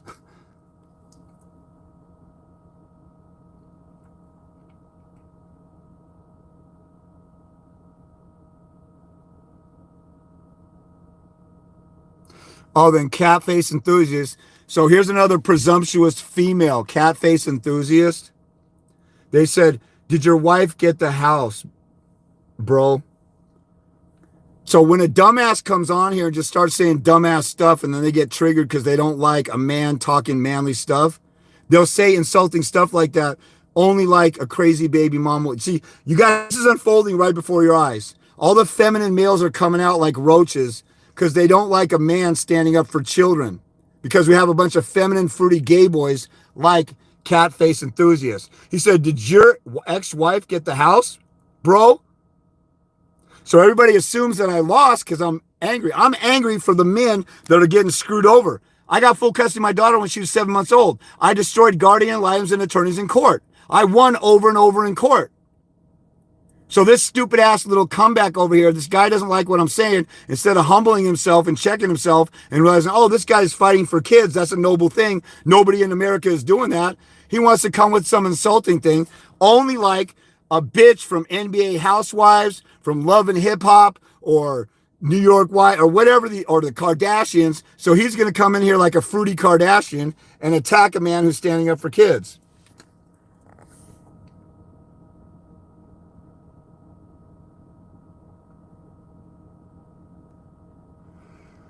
So there's a whole bunch of dumbasses here saying a bunch of stupid troll bitch made stuff. There must be a bunch of little kids. If they're grown up, then if these are grown men, then this shows why, look at the, I'm the #1 father's rights advocate in the country, and all I want is equality for fathers. And bitch made sellout house slave men are up here criticizing me because I raise my voice and it hurts their feminine little thong wearing bitch made feelings.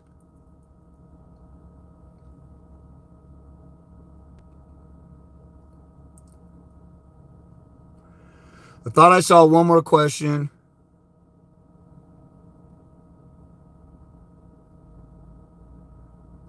Let me make sure. So I answered the mediation question.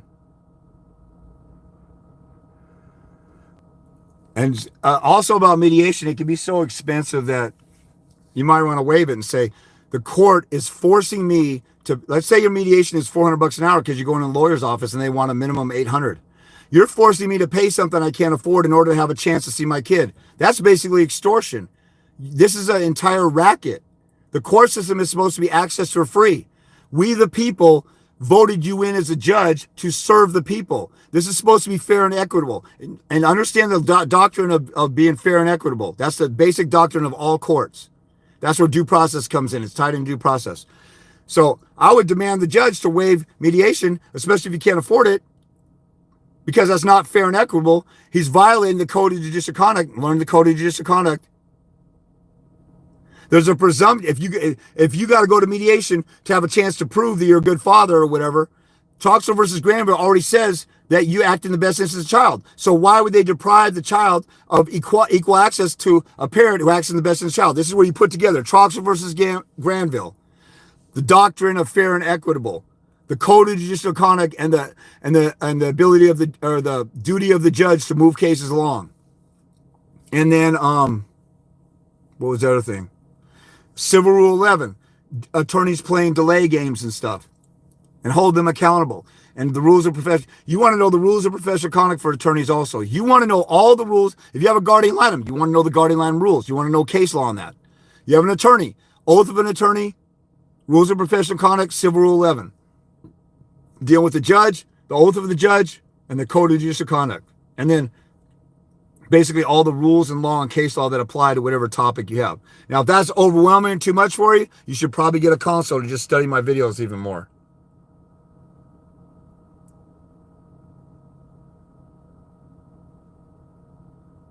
Oh, okay, here, I think this is the question I missed, and then I'll jump off of here. So,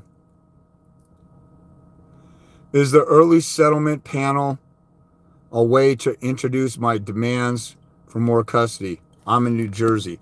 I don't know what an early settlement panel is. It sounds like it's a settlement conference, which is they call it ADR, is the general alternative dispute resolution. That could be mediation, arbitration, just negotiating. So under the broad category of ADR, alternative dispute resolution, a settlement conference, that's one of them. Some courts have a settlement conference in front of a judge. That's not going to be your judge at excuse me, your judge at trial.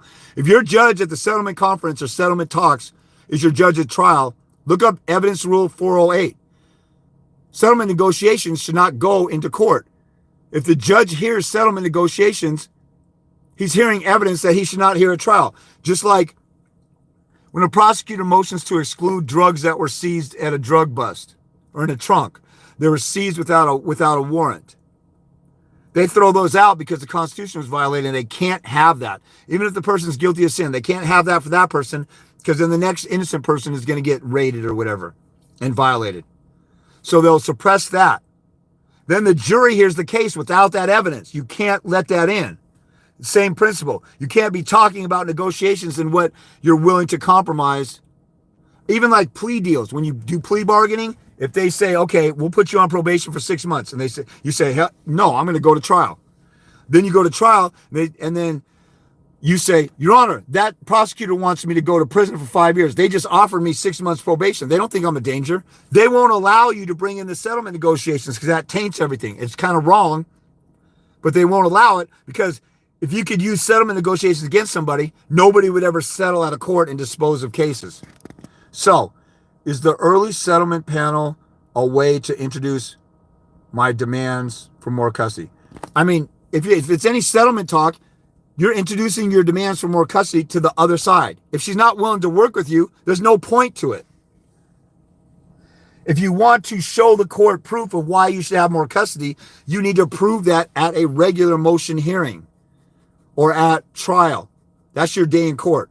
If I'm picturing what you're saying right, and it's a settlement talk, you can bring all the evidence in the world and she can say, no, screw you, and walk out and there's no settlement.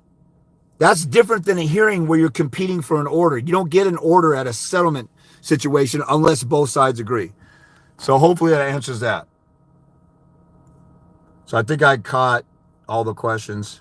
That's crazy. I got the questions near the end, but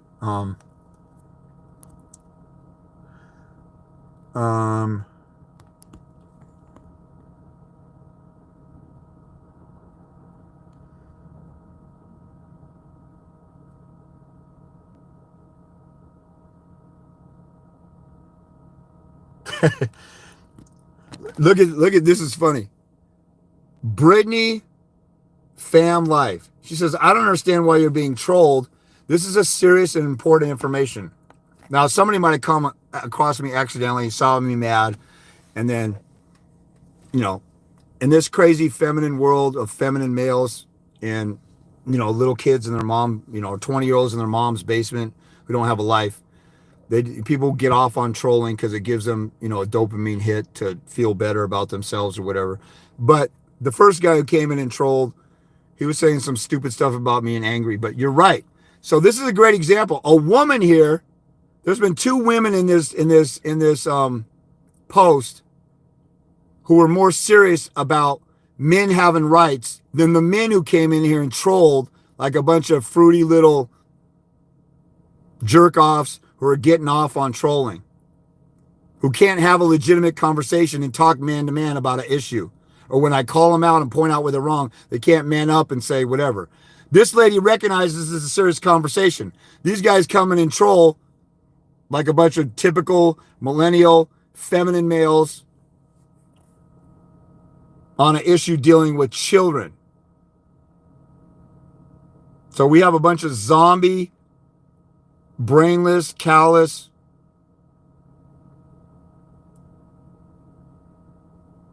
hypersexualized millennials nowadays who have no sense of any kind of God-fearing, anything about life and family. And then we have the feminine male cowards that come on this page that are a bunch of haters. And then women of all people, there's some women on here saying I'm right and they're for me and it doesn't hurt their feelings that I'm mad. And this woman comes in and acknowledges this is a serious issue. But yeah, I mean, you're going to get trolls either way. But, so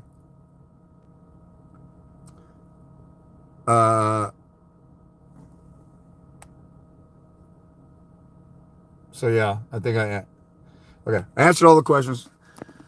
All right. Remember to check out my flow page.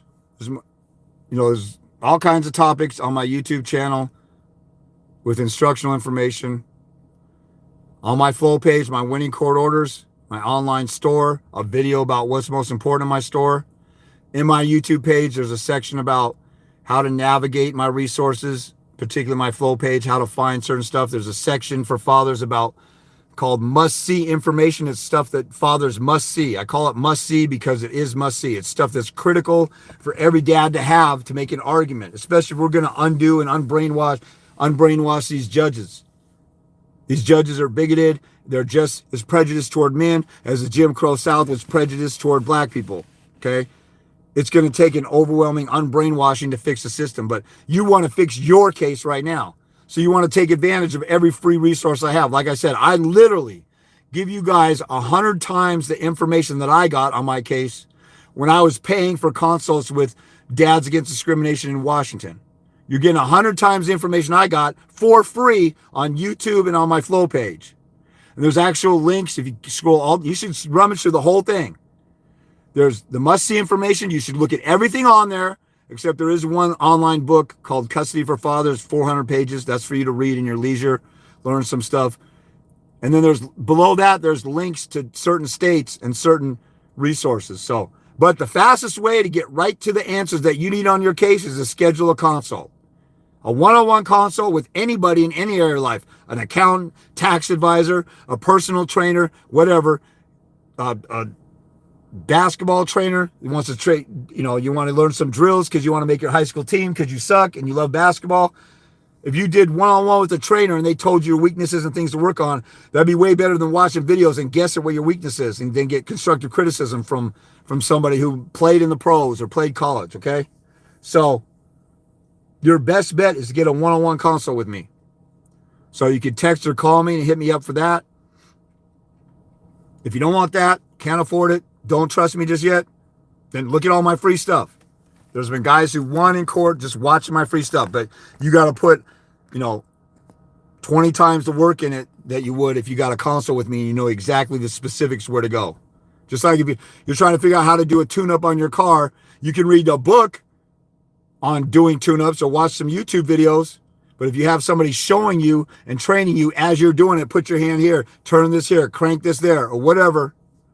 It's way better if you're learning how to drive. You got a driving instructor in the car and you're doing the stuff that you studied instead of just watching somebody else do it, or you learn to ride a bike and you hop on the bike with somebody helping you with training wheels or whatever. To get that one-on-one help is way better than anything else out there and more efficient. But if you got all the time in the world, go ahead and take your time. If you got an urgent matter, you might want to get a consult. All right, those of you in the fight, keep up the good fight and keep going.